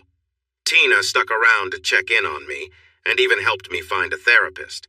She came to a few sessions to share her perspective, which helped me see the full picture. It didn't take long for the therapist to help me peel away the layers of excuses I'd built up around myself. I thought I was smart, but as I faced the truth, I finally understood what the wrong side of smart really meant. I was clever, but only in ways that let me dodge responsibility, keep my ego intact, and avoid facing my flaws. Session after session, I learned that I'd been hiding behind my own explanations, using my quick thinking to make excuses rather than listening to others. I thought I was better than everyone else, smarter, wiser, and that made me think I was always right. But I was only fooling myself. I realized that many things I had believed were my strengths had actually hurt others. I had dismissed their feelings, downplayed their needs, and justified my actions as right, simply because they felt right to me. As the truth settled in, it changed everything. Seeing myself clearly wasn't easy, but it was necessary. I began to understand just how deeply I had hurt people, including Jeff, by putting my own needs above theirs. The realization hit me hard, and there were many nights I sat alone, grappling with the weight of what I'd done. I was finally seeing the cost of my actions, and for the first time, I was truly ready to change. The process of realization hit me like waves on the shore, starting with that intense talk with Tina and continuing over the following weeks. It really came to a head when my therapist asked me why I had felt it was okay to leave my marriage. I launched into all the things that had frustrated me about Jeff, which I'd explained countless times before. She listened carefully, jotting down notes. Then she pointed out that all my reasons were negative. I hadn't even tried to balance them with the good things. I'd only focused on what annoyed me, blaming Jeff for everything wrong. It struck me that I had twisted the facts to suit my narrative, ignoring any positives in our relationship. I'd used my own reasoning to justify my actions, filtering out anything that didn't support my decision to leave. As my therapist put it, some people can't see what's in front of them, and it's even worse when they convince themselves there's no need to look. This was a truth I couldn't ignore. I knew I had apologies to make, not just to Jeff, but to my kids, friends, and even to Melissa and Cindy. I began taking small steps to make things right. I found inspiration in the concept of a 12-step program focusing on accountability without needing to place the blame elsewhere. I wanted to reach out to those I'd hurt, and above all, I needed to face Jeff. Thinking about how unfair I'd been to him during our marriage brought up so many memories. I saw how much resentment I'd carried and how dismissive I'd been, even when he'd tried to connect. Looking back, I realized how wrong I'd been to judge him so harshly. Despite my flaws and all I'd put him through, he had cared enough to stick around as long as he did. Listening to a song my dad loved, I realized I had taken what we had for granted. I had convinced myself that I was missing something I deserved, without ever stopping to see the good right in front of me. It dawned on me that while our marriage hadn't been perfect, I could have tried harder to connect with him, to see things from his perspective, to work through it instead of always pulling away. Now that I understood my own role in our issues, I felt waves of guilt. Not just for how I had treated Jeff, but also for how distant I'd become with my own kids. It was painful to admit I'd avoided connecting with them because I didn't know how. In therapy, I had finally accepted this truth. I couldn't turn back time, but I wanted to rebuild what I could. It was time to reach out to Jeff. When I called, he sounded surprised. We hadn't had a real conversation in ages. The fact that I knew so little about his life now only added to my regret. How had I become so distant from someone I'd once shared everything with? When I asked him to come by so we could talk, his first question was about the kids. Is something wrong? It was a reminder of how dedicated he'd always been to them. I assured him it wasn't about the kids, and then the dreaded words slipped out. We need to talk. He actually chuckled and replied, No, Jan, I think we talked enough when we were married. His tone was calm but tired. I could feel my heart tighten. I fought to keep my voice steady. Jeff, please. It's not what you think. I need to say some things, mostly to apologize. I said the last part so quietly I almost couldn't hear it myself. There was a pause, and then he asked gently, Jan, are you okay? You sound different. Is everything all right? Hearing the concern in his voice only deepened my guilt. Well, no, Jeff, I admitted. Things have become clearer to me, and I realize now that I made some big mistakes. I don't know how to make it right, but I'd like to try. Would you come by sometime? I have a lot to say, and most of it is about you. After another pause, he sighed. Jan, this isn't a great time. I've got a lot on my plate right now. We're about to launch a new toy, and there's a legal issue we're working through, so... A legal issue? I interrupted, surprised. Jeff had always seemed so far from anything involving lawyers and courtrooms. He was a creator, not a businessman wrapped up in legal matters. It's a long story, he replied. I could sense he was busy, and I didn't want to push too hard. But even just this brief exchange was enough to remind me of his patience, a quality I'd overlooked so many times. And I knew that whatever happened next, I had to make things right with him, for both our sakes. Actually, yes, that's the one, Jeff said with a small nod. It's that uncle's family toy that's caught so much attention. We showed them a prototype when we first pitched the idea. They said thanks, but no thanks. And then a few months later, they launched something almost identical. Now, we're in this messy legal situation. Wow, Jeff, I said, genuinely surprised. I never thought you'd be dealing with lawsuits. You used to hate anything to do with legal stuff." He shrugged and gave a small, tired smile. "Yeah, me neither. But this is more about standing up for what we created. I guess I've changed a bit." I nodded, understanding his resolve. For a moment I felt a pang of regret, realizing how little I knew about the changes he'd gone through. Here was Jeff, someone I once thought I knew better than anyone, now growing in ways I hadn't been there to witness. "So," he said, shifting in his chair, "what was it you wanted to talk about, Jan?" I took a deep breath, glancing down at my coffee cup, steadying myself. "I've been doing a lot of thinking, Jeff. About, well, everything, really. Our marriage, my choices, and how things ended between us." He listened without interrupting, his gaze gentle but attentive. "I realized," I continued, "that I was so focused on what I thought I was missing that I didn't see the good things we had. I blamed you for a lot that wasn't really your fault. I left without trying to work through things, and I think I hurt you more than I ever intended." Jeff looked down, his expression thoughtful. "Jan, I can't pretend that it didn't hurt or that I didn't wonder what went wrong. But I also know you weren't happy, and I thought maybe letting you go would give you that." I felt a surge of gratitude for his honesty. I know now that leaving wasn't the answer. I should have been more honest with you from the start instead of letting all those small things build up inside. I'm sorry, Jeff. I really am. He met my eyes, a hint of a smile playing on his face. "Thank you, Jan. I appreciate that." We sat in silence for a moment, just letting the weight of everything settle. I felt a sense of peace, like a chapter was finally closing, allowing me to move forward, even if I wasn't quite sure what that future looked like. "So, where do we go from here?" I asked, my voice soft. Jeff took a deep breath, as if he too was searching for the right words. "I don't know, Jan. I think we both need to figure that out. But maybe we can take things slowly, see where life takes us. I'd like to be in each other's lives, even if it's in a different way than before." A warmth spread through me at his words. It wasn't the sweeping romance I'd once dreamed of, but it felt real, honest. "That sounds good, Jeff," I said, smiling. "One step at a time." He smiled back, and for the first time in a long time, I felt a sense of calm. We didn't need to have everything figured out. All we needed was to be open to what came next. As he prepared to leave, I walked him to the door, feeling lighter than I had in months. We shared a brief hug, a small but meaningful gesture. "Take care, Jan," he said as he stepped out. "You too, Jeff. Safe travels," I replied, watching him walk away, knowing that whatever happened next, I was finally ready to face it. I could tell Jeff was trying to find the right words. "I do believe you're sorry, Jan," he said slowly. "I believe you see things differently now, and that you've gone through some real changes." I nodded, feeling the weight of my words settling between us. "I have, Jeff, and I know it took losing you to realize what I had."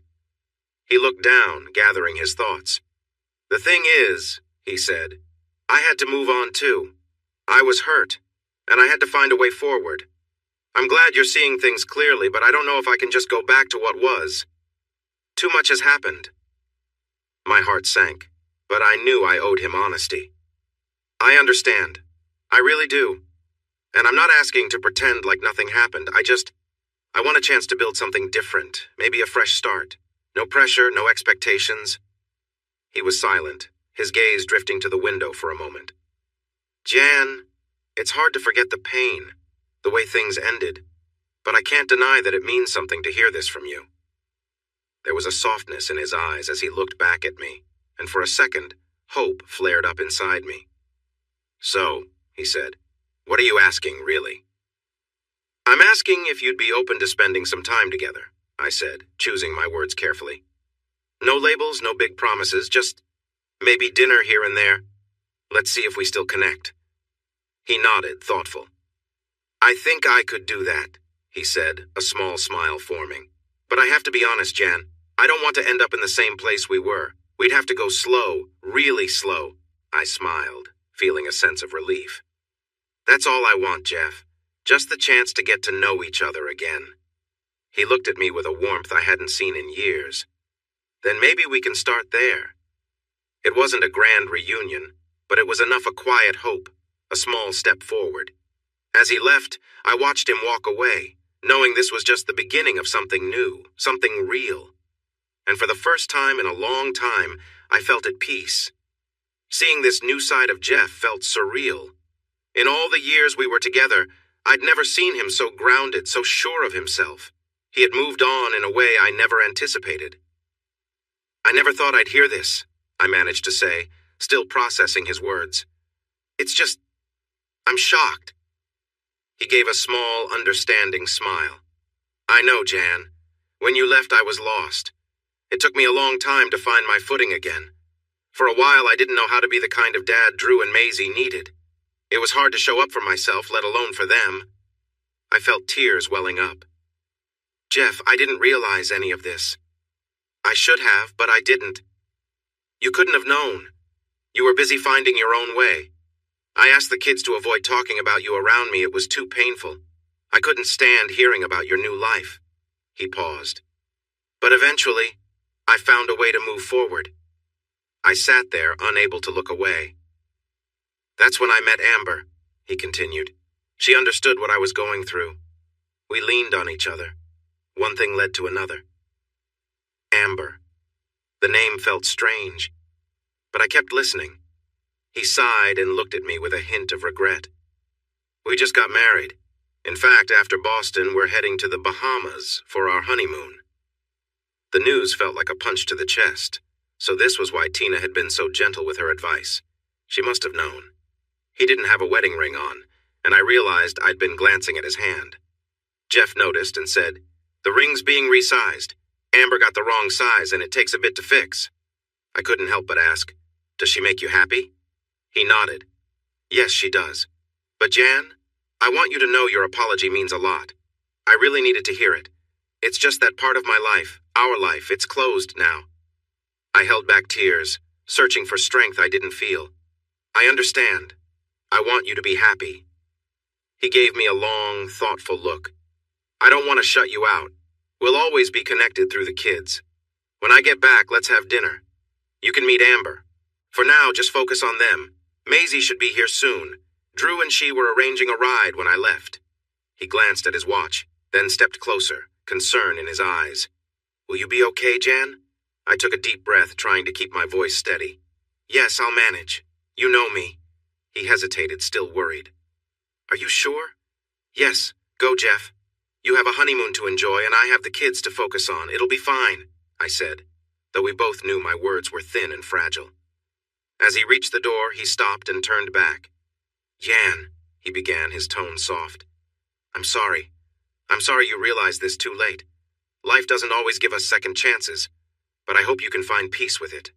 I've let go, and I hope you can too." I gave him a sad smile, grateful for his kindness even though it hurt. "Go on. Enjoy yourself. We'll talk when you get back." He nodded, and as he left, I felt both lighter and emptier. Maybe I didn't get the ending I'd wanted, but perhaps I'd gotten what I needed. Once he was gone, I poured a glass of wine, texted the kids to see when they'd be over, and started planning a trip to the Science Museum. Drew would love it. Life kept moving, and I knew I had to live it too. As for Amber, well, I hoped she was good to him. Hey, everyone! Thanks for watching. Don't forget to subscribe and turn on notifications so you won't miss any of the exciting stories we have coming up.